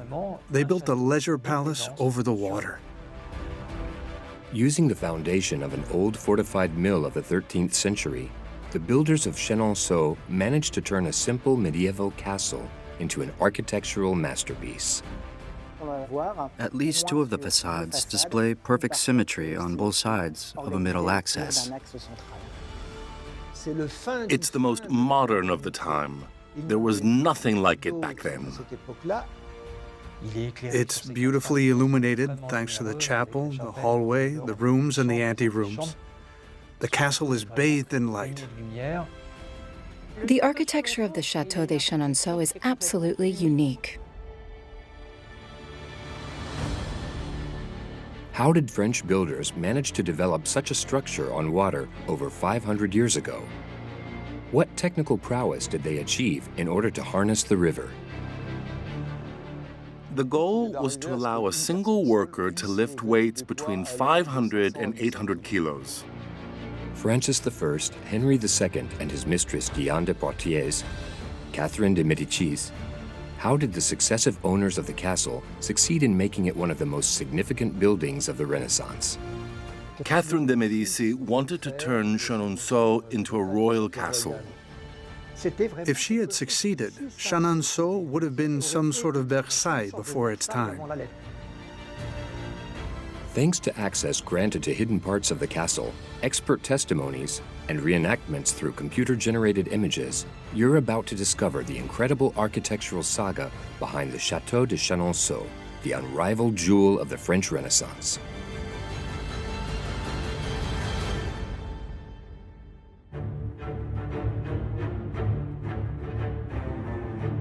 The Loire Valley is the blessed territory of the French Renaissance.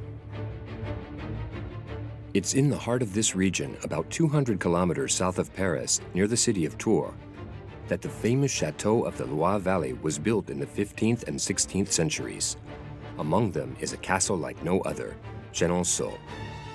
It's the only one ever built on water spanning the Cher, a tributary river of the Loire. Nowadays, the Château de Chenonceau welcomes 850,000 visitors annually. It has achieved worldwide fame for its Renaissance residence, surrounded by 4 corner turrets in which 15 rooms were restored. Adjoining the home is a 60-meter long, 6-meter wide, 2-story gallery linking both banks of the Cher River. On the right bank is a 30-meter medieval donjon. It is surrounded by 17,000 square meters of gardens, giving it a prestige worthy of the greatest castles in France. However, in the beginning, the Château de Chenonceau bears no resemblance to what it looks like today. It all started around the 13th century during the Middle Ages. In those days, there are no gardens, no galleries, and no bridges crossing the Cher. Not even a residence built over the river. Instead lies a simple medieval castle with a fortified mill belonging to the Marques, a family of lords from central France. The location on the right bank of the Cher makes it strategic to control the intense river traffic heading towards the Loire and to charge transit fees. There are very few images and drawings available of the castle, but we do have a few written descriptions. Thanks to these written accounts, we suppose it resembled a typical castle back then, with 4 corner towers, 4 curtain walls, and most likely a drawbridge over water-filled moats. Built against the main structure of the Marques Castle, the fortified mill is directly on the water and activated by the river's flow. But at the end of the 15th century, the Marques family is facing financial difficulties. The Marques were very poor managers. and thus riddled with debts and distrusted by their creditors, they were forced to sell. It was Thomas Boyer who bought the castle. Boyer was also from the center of France, but more importantly, he was a financier.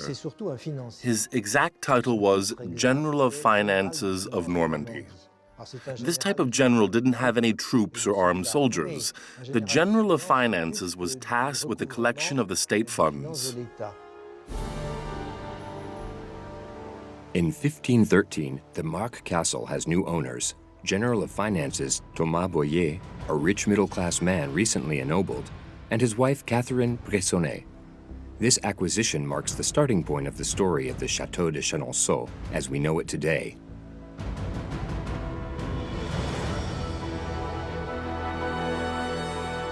Thomas Boyer starts by demolishing the medieval castle, a relic of bygone days. He keeps only one fragment still visible today, this round tower named after the first owners of the castle, the Marque Tower.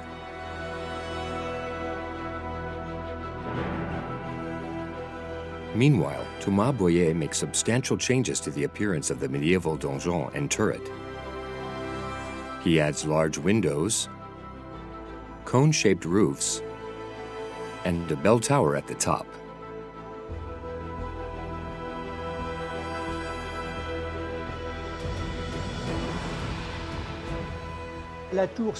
He decided to keep the tower, not because he didn't have the means to demolish it, but because it was a symbol of social standing. He didn't keep it in a defensive view, since he added windows, which made it useless, militarily speaking. But having a tower in front of his castle established his new standing as a lord. What this defensive device lacked in efficiency, it made up with its strong, symbolic power, since only noblemen were allowed to fortify their residence when granted authorization by the king. It was his way of showing his new rank and noble status.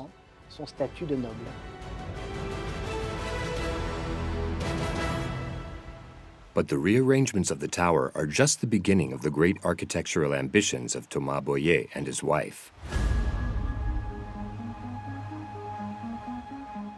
Starting in 1514, a brand new building begins to emerge.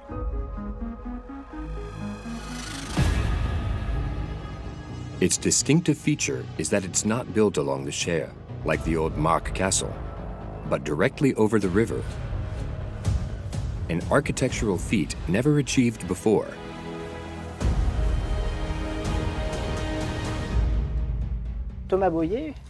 Once Thomas Boyer demolished the Marquis Castle while keeping only the tower, he decided to use the pillars, over which the previous owners had set up on the old mill, to erect his castle directly over the Cher. Using the existing foundations of the old fortified mill, Thomas Boyer creates the base for his new castle. The super-solid structure is built with limestone, found directly on the riverbed.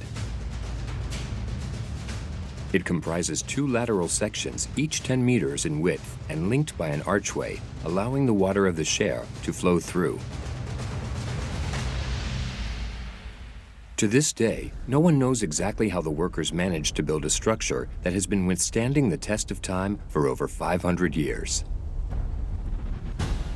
Even experts like Gilles Delage, I don't see any, aren't able to distinguish the stones of the old mill from the ones added by the Boyers.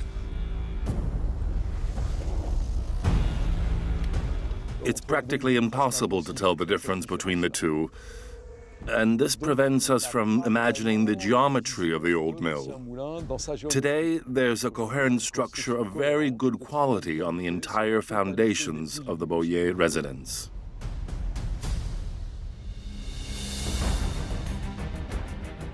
The next step for the Boyer couple is to erect a brand new castle on the freshly built foundations. During the second part of the 15th century, after the end of the 100 Years' War, the appropriate conditions were in place to allow for an architectural change. Before that, castles were built inward, facing the inward courtyard around which were erected high walls with towers, ensuring their defense. But with the progress and the development of artillery, these high walls became obsolete. This led to the building of castles that looked outward and onto their surroundings.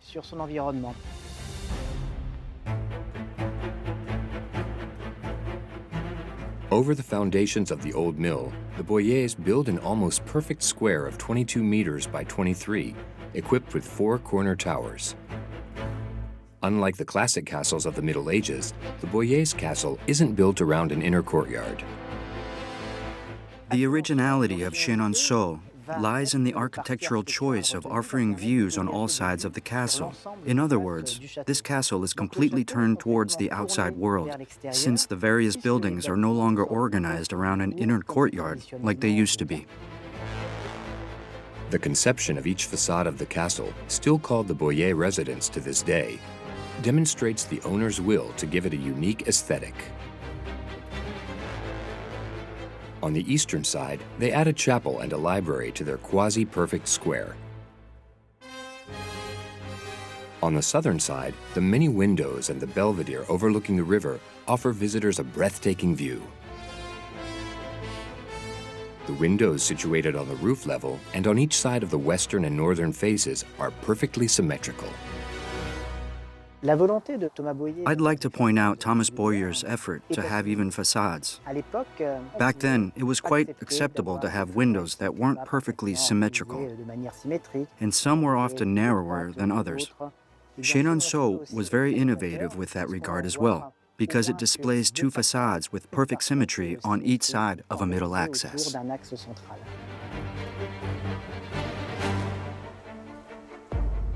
Another distinctive feature of Chenonceau is that each facade is entirely covered with finely detailed sculptures, the legacy of a style that appeared in France at the beginning of the 15th century.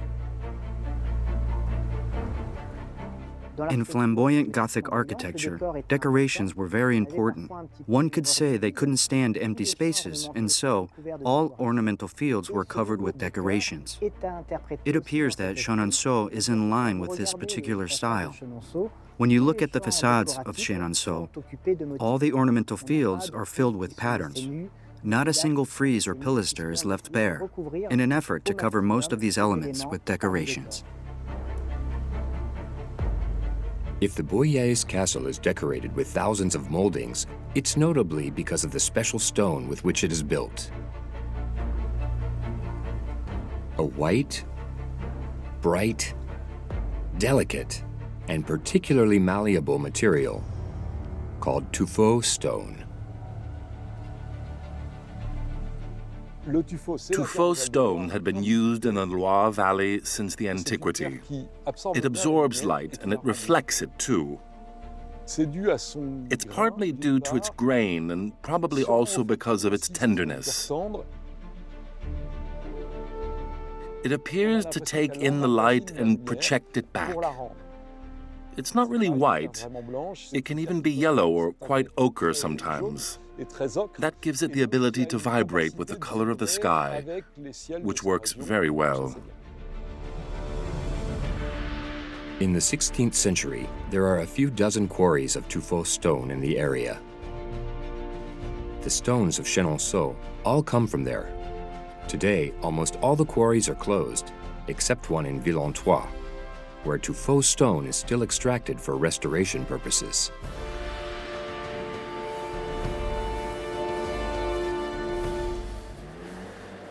Nowadays, the extraction techniques have evolved.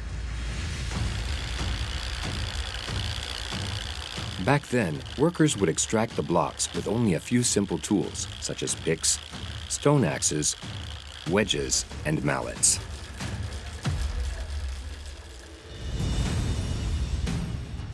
They extracted the stones with what they called picks.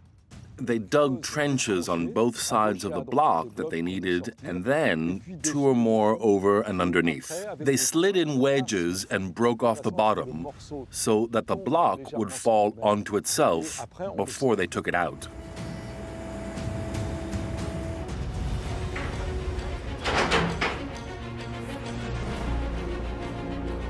We can still see the traces left from the pick extraction in all the old quarries. The stones continued to be extracted using this method until mechanization occurred between the First and the Second World War. Thanks to this technique, a single man could extract a block weighing several hundred kilograms in one day. Tuffeau's stone established its pedigree during the Renaissance period, when the spectacular chateau of the Loire Valley started to emerge.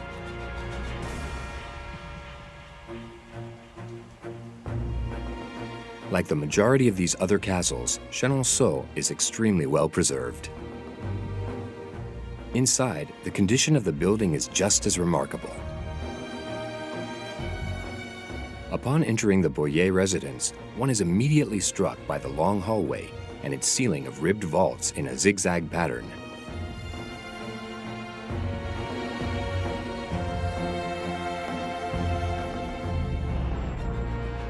The 22-meter-long, 4-meter-wide gallery provides access to several rooms on each side.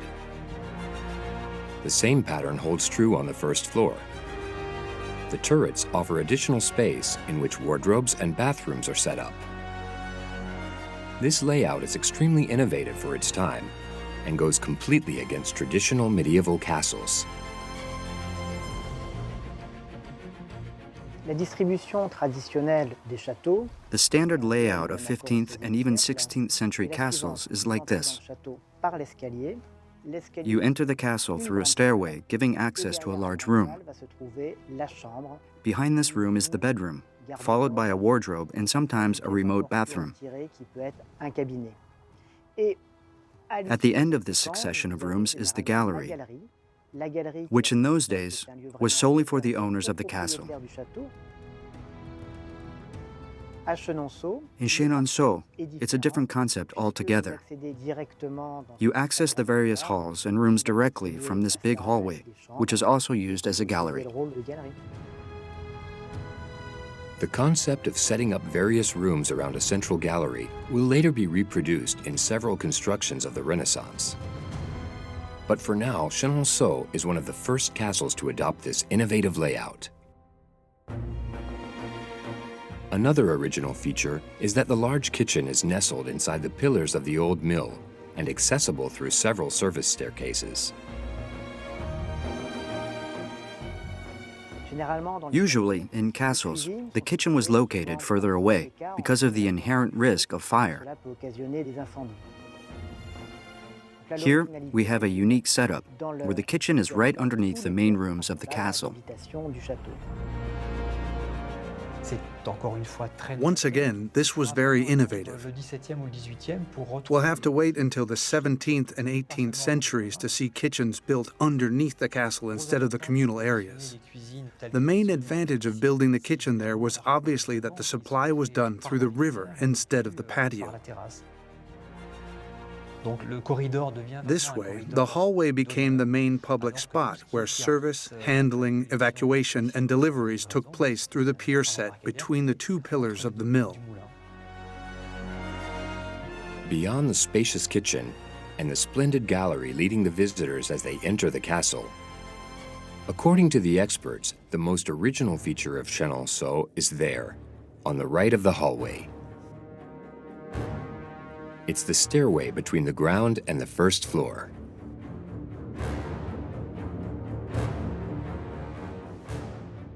In most French castles, stairways are showcased in towers protruding from the main structure. And they're usually spiral stairways. But none of these rules were applied to Chenonceau. The stairway is integrated inside the residence itself and cast on the right side of the hallway. It's also not a spiral stairway, but a straight one, a half-base staircase with a single half-turn midway. It's the creme de la creme in terms of modernity. There are no others dating from that time except in the Bury Castle, which doesn't exist anymore. We only know about it through illustrations. Even more surprising, the staircase doesn't touch the wall of the building. A meter-wide space is spared in between. Thanks to this trick, the Boyers and their chief architect managed to maintain the regularity of the west facade. On the outside, the large window isn't disrupted by a flight of steps, and the presence of the staircase is undetectable from the outside. L'escalier rampe-sur-rampe à moitié tournante est à la fois The innovative half-pace stairway brought a modern touch while allowing to create regularity on the facades, which was highly sought after. recherche de régularité sur les façades. Et par ailleurs, cela permet Furthermore, it bathes the stairway in natural light. Et donc avec Through the guardrails surrounding the turning point and the diaphragm arches supporting the stones over the passageways, qui vont porter les dalles we can see transparency effects in a flamboyant style that give life to the stairway. dans le goût flamboyant et qui vont permettre d'animer fortement donc les volets de marche. Lighting and the surrounding view on the Cher. Such were the main priorities in the conception of the Boyer residence 5 centuries ago.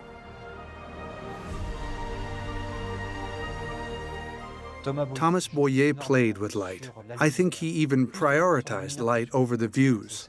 His castle is generously illuminated on all 4 facades, thanks to the chapel, the hallway, the rooms, and the anterooms, which are all full of windows. I'm sure the view was an important element for him, but I think that light was his priority, as the castle is bathed in light.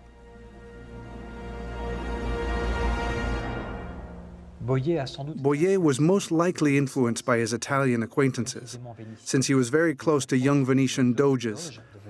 We suppose that he traveled to Venice often, or that he at least heard a lot about it.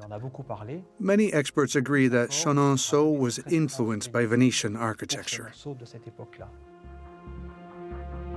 This unrivaled building in all of France is conceived as a sort of palace on the water. However, Thomas Boyer and his wife, Catherine Brissonnet, would only enjoy their Venetian castle in the province of Tours for a very short while. Thomas dies in Italy in 1524, and his wife passes away 2 years later. C'est leur fils qui hérite du château. Their son inherited the castle, but around that time, Francis I launched an investigation into his financiers, who most likely confused their personal savings with the state's coffers. Et c'est là That's when the tables turned for the family, and Thomas Boyer's son was sentenced to reimburse the extraordinary amount of 190,000 livres tournois, which is difficult to gauge in terms of today's value. une évaluation aujourd'hui.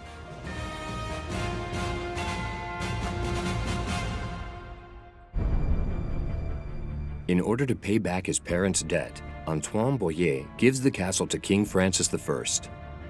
In 1535, Chenonceau thus becomes a royal castle. Francis I enjoys Chenonceau, but he rarely stays there.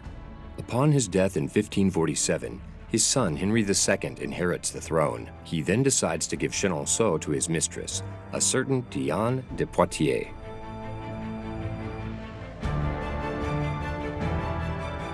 The king's favorite knows Chenonceau very well, since she's visited it on several occasions. Among her many ambitions for her new residence, one is particularly important. She wants to build a vast and magnificent garden. In 1551, work begins on a land spreading over 12,000 square meters east of the castle, on the shore of the Cher River.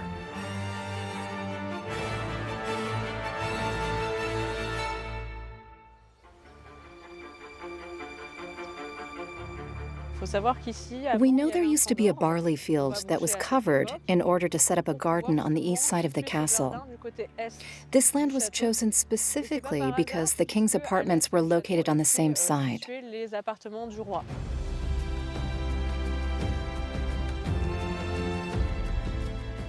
A view of the garden became an essential element reserved to the most beautiful quarters of the castle.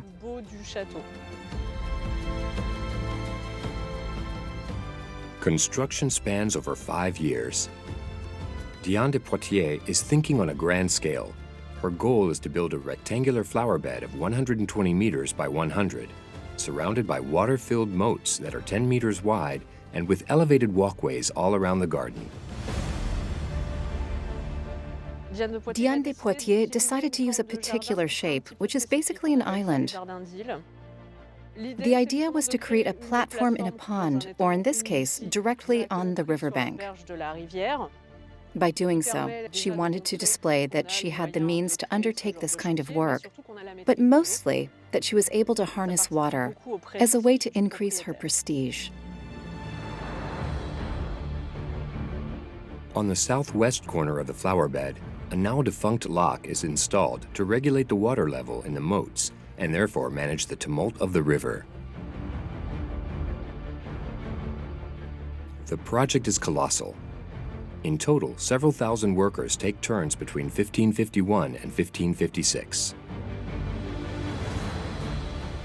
Finally, one of the most beautiful gardens of the Loire Valley emerges. A garden, the size and beauty of which rival that of the most prestigious royal flower beds.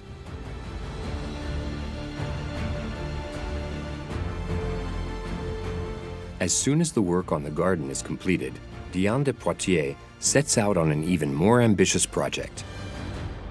She had a goal that was very dear to her, and that was to conquer the left bank. It was a land perfectly suited to unobstructed and perspective views that were increasingly popular at the time. It would make for a stunning garden. A second garden on the other side of the river is Diane de Poitiers' new goal. And for that, she needs to start by building a bridge.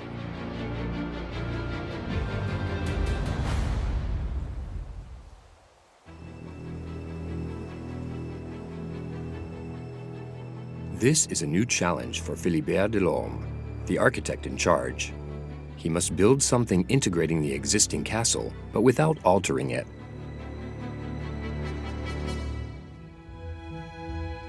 Specifically, the magnificent opening on the Cher of the central hallway must be preserved at all cost. The Boyer hallway was meant to be first and foremost an access system, but it almost served as a gallery too. It led all the way to the opposite facade with a beautiful opening on the Cher. There was a window that gave fantastic lighting and also a belvedere, as they used to call it, where one could step outside and admire the river. In order to preserve the natural light provided by the tall window at the end of the hallway, Philibert Delorme envisions joining a bridge to the southern facade of the Boyer castle, yet slightly off-center. Work begins in 1556. The first step is to build the pillars of the future building. At the time of construction, the Cher was very shallow, about 4 months out of the year. Basically, from June to September, and sometimes even through October, when it didn't rain a lot, there was hardly any water. And so it was easy to divert whatever water was left in order to clear the rocks and build over them. At first, the workers start by diverting the river flow, most likely with small earth dikes set up around the 5 areas selected for the construction of the pillars.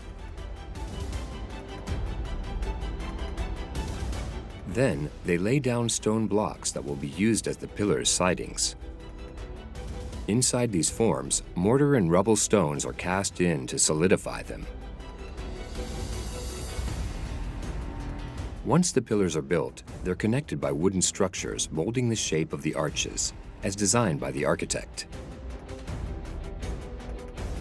On these structures, called entrados, cut stones are laid one by one to finally form the archways of the bridge. They built the structure directly over the rocky bottom. This made for a high-quality foundation. It wouldn't deteriorate since it had been there for a long time. It allowed them to lay down the bases and build rapidly. At the time, the demands of architect Philibert Delorme are very clear.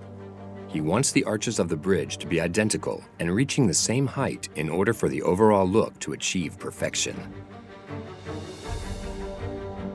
But the workers are unable to meet the requirements of the architect, and small differences can be noticed between each span. The pillar closest to the Boyer building is 10 centimeters narrower than the next two, which are 7 centimeters narrower than the fourth. The arches of the Chenonceau Bridge are not all the same width. This difference is visible to the naked eye, despite pertaining to only a few centimeters. The space between the pillars is a mystery. Why doesn't the bridge have regular arches, but asymmetrical ones instead? One of the explanations could lie in the rocky outcrops that may have been easier to work with.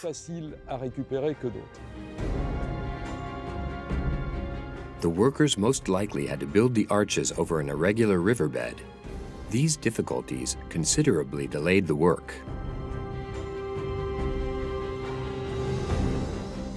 The construction of the bridge finally ends in 1559.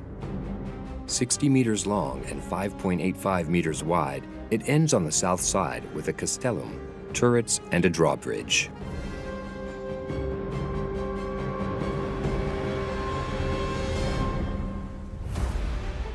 Diane de Poitiers' project is a success. The bridge is now part of the castle without altering the appearance of the building erected by the Boyers. But the king's mistress won't have time to build the garden she envisioned on the left bank of the Cher. On July 10, 1559, just a few months after the completion of the bridge, her lover, King Henry II, is killed during a tournament. For Catherine de Médicis, Henry II's wife, who's spent all this time in the shadow of her rival, it's time for revenge. After the death of Henry II, Diane de Poitiers fell in disgrace since she was the king's mistress. The king being dead, she had no right to be there. Catherine de Médicis, who became queen regent and took over power, expelled her from the court and forced her to exchange the Château de Chenonceau for the Château de Chaumont. Diane tried to explain that she had a deed proving her purchase, but Catherine insisted and ended up retrieving the castle. She didn't confiscate it, instead exchanging the castle for another one.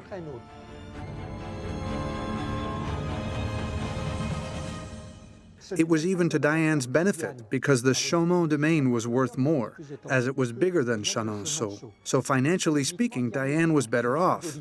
But symbolically, Chaumont was incomparable to Chenonceau. Catherine hence proved that from now on, she was in charge. After her husband's death, Catherine de Médicis takes control of the kingdom, her sons being too young to rule.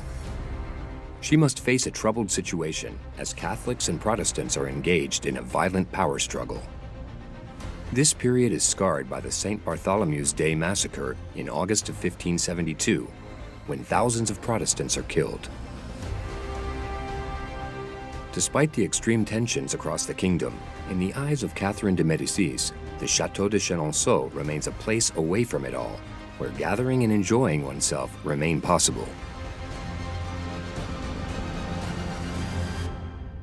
The key word of Catherine de Médicis' politics was conciliation, and so she dealt with the extreme unrest by putting on a face of peace and harmony.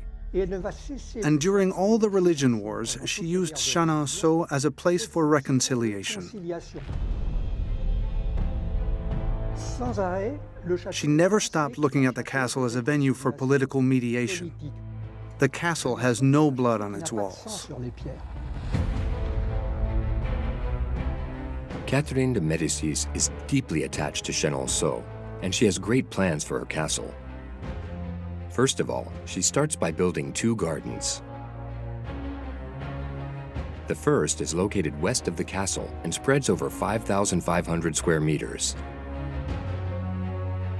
The second is built on the other bank of the Cher, in line with the bridge.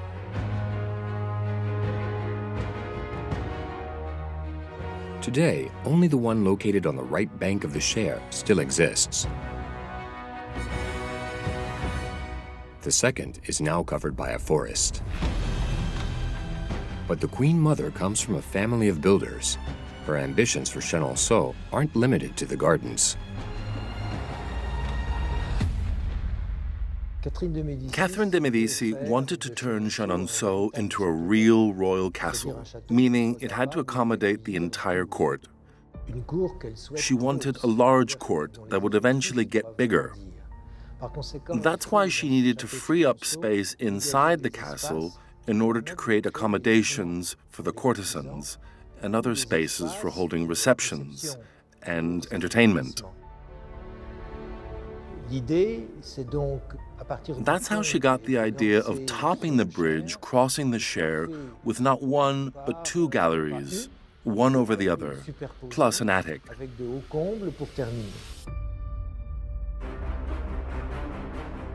Catherine continues to think on a grand scale.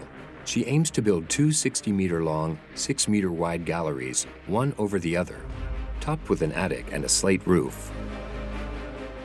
The project is unprecedented for its time and will once again mobilize a considerable workforce. In order to operate over the bridge, the workers build large wood scaffoldings. To this day, one can still see the remains of these old constructions. The small holes in the stone walls are called putlog holes. This is where the horizontal poles that carried the scaffolding boards would fit.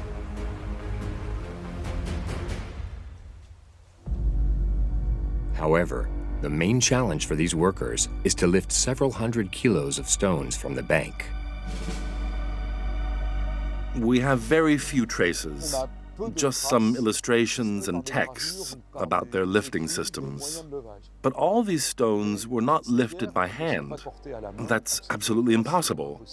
All the way up, on the tall chimneys, are stones that weigh around 350 kilos, so they clearly didn't get there on someone's back.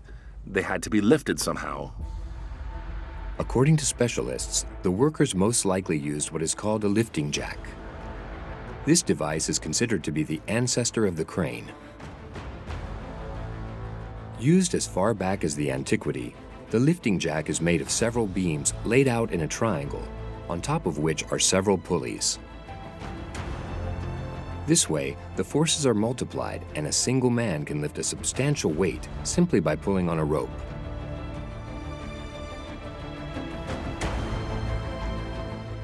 The main goal was to allow a single person, or with the help of another one, to lift weights from 500 to 800 kilos.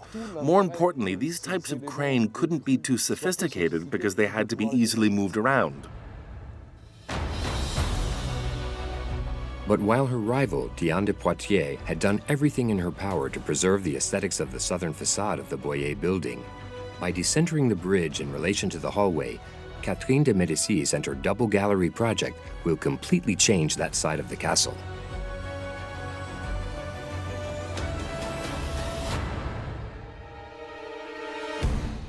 The core modification of Diane de Poitiers' plan led to two negative effects, if you will. It hid and altered the southern facade, but above all, it considerably darkened the hallway of Chenonceau. Since instead of decentering the bridge, all of the different parts of the castle became linked, which covered the balcony and turned it into a hallway. This big project, elaborated by Catherine de' Medici, completely covered the Boyer facade and made it disappear, which is what Diane de Poitiers had always avoided.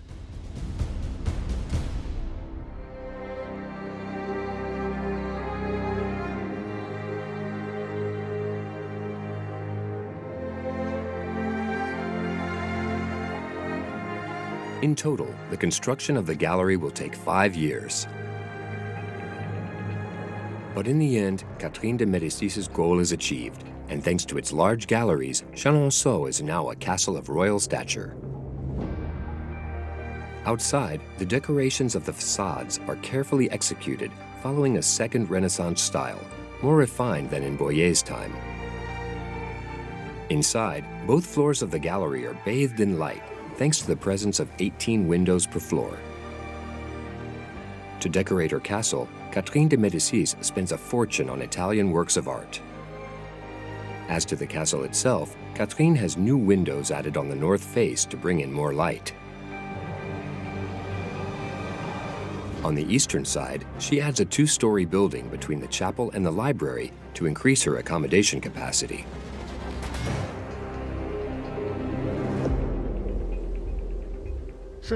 Catherine clearly saw Chenonceau as a royal castle, and it was assuredly the one to which she was the most attached. All these projects were undertaken to make it more dazzling. But Catherine de Médicis doesn't stop there. She has an even crazier project. Catherine de' Medici wasn't content with building her galleries over the river. She had a project even more important and ambitious. Let's not forget that she was a builder and an art lover. She's the one who built the Tuileries in Paris. She had another castle built in the vicinity of Paris that doesn't exist anymore, the Château de Chenonceau. Catherine de Médicis entrusts an extension project at Chenonceau to Jacques-André de Cerceau, one of the greatest architects at the time. She wants to add several new buildings.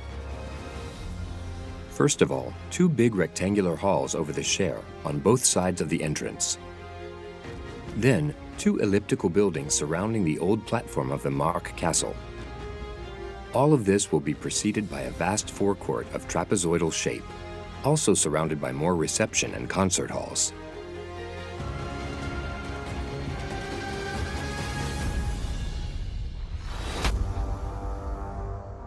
The blueprints were inspired by the Italian palatial architecture, with intricate, grandiose, surprising, and unexpected compositions. There was a Baroque element to it. It would have been something else. Had it been completed, Chenonceau would have been Versailles before its time. This project, which reduces the original castle to a tiny central pattern, begins in 1580 with the construction of the Dome wing, which is meant to accommodate the Queen Mother's employees. But the other extensions will never see the light of day. The kingdom's coffers are empty, and the monarchy is in no position to spend that much money on Chenonceau.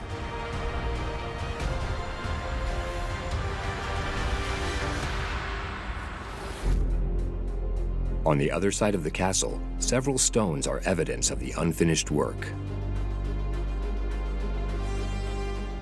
This is the southern end of the gallery. On these walls, one can clearly see stones sticking out of the facades. A bit further, these windows seem unfinished. We can clearly see that the ends of the south gallery brutally stop with stone connecting elements still left on the facade, but also some sculptures showing the beginning of at least one additional span. Du Cerceau's master plan could have been to add another arch to supporting all of this, with either a bridge or a large stairway leading to the vast gardens envisioned by Catherine.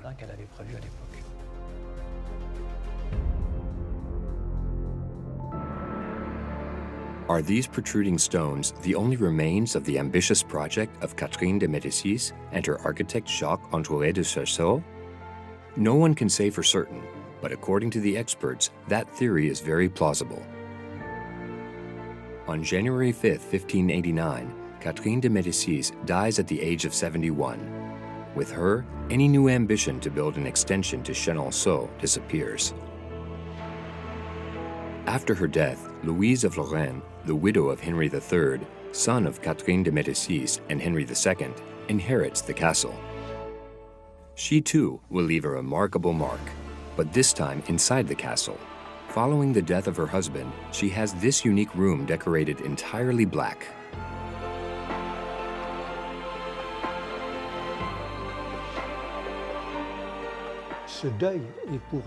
This was a terrible loss for her, and she mourned in Chenonceau. She had a room arranged next to the chapel, which she had stained black with silver decorations depicting tears, gravedigger shovels, and feathers, representing the sadness she was feeling,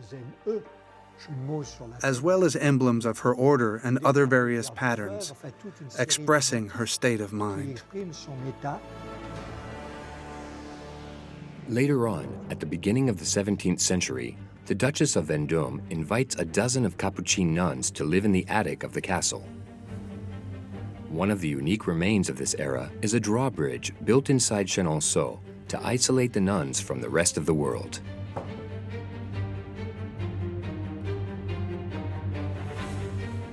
During the second half of the 19th century, the castle undergoes new modifications.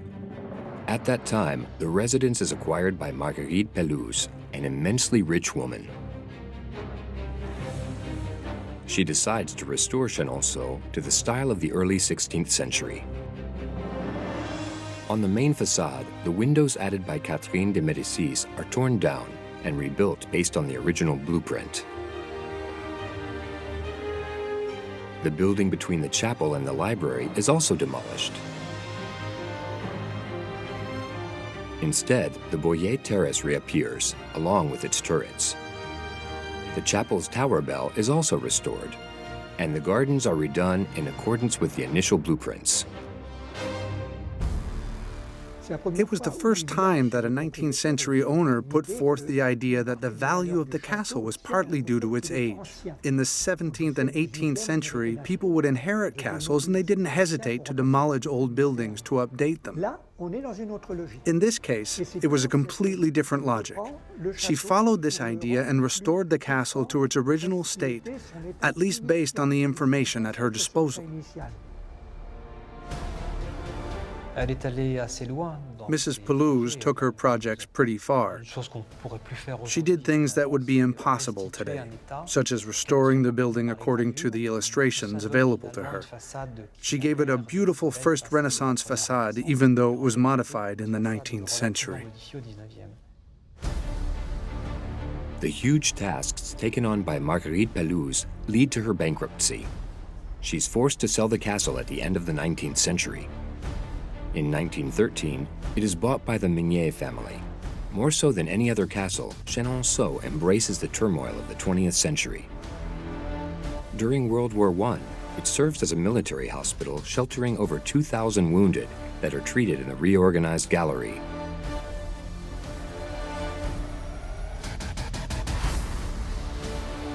When World War II breaks out some 20 years later, the castle is once again at the heart of history. And with good reason, the bridge above the Cher becomes a strategic passageway between the occupied and the free zone. The Cher was the demarcation line, so when you entered the castle, you were in occupied territory, but when you exited on the other side, you were in the free zone. Up until 1942, the gallery served to get quite a number of people across.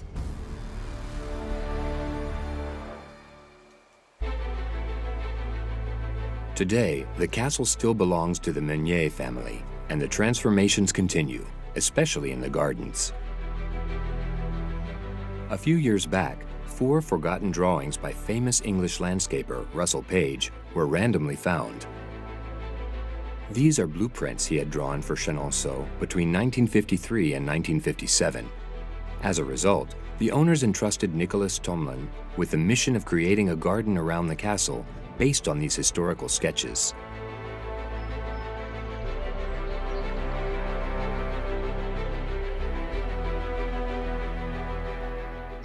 I wanted to create something that was in line with Russell Page's ideas and not just copy the blueprints, because to him, it was important to discover the soul of a place.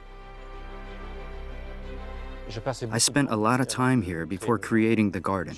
I made a few sketches, and that's how the project started taking shape.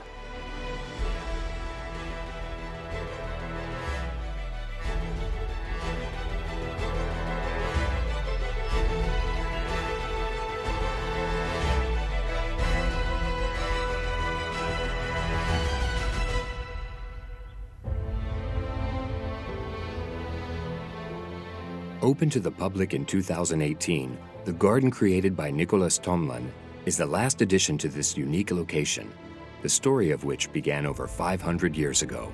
From a simple medieval castle equipped with a fortified mill that was later knocked down, Chenonceau never stopped changing through the years. To a residence of perfect dimensions was added a bridge spanning the river. And finally, the two-story gallery.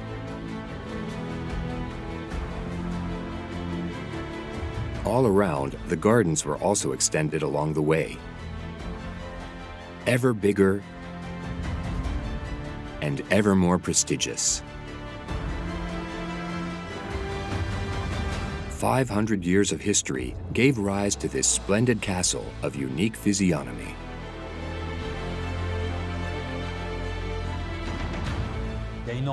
The atmosphere in Chenonceau is spellbinding.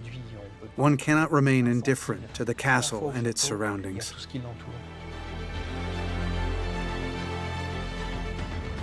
The main characteristic of the Château de Chenonceau is its charm. The fact that it combines a residence with a river, a flowing river involving movement under its arches, that's all part of the charm of the castle.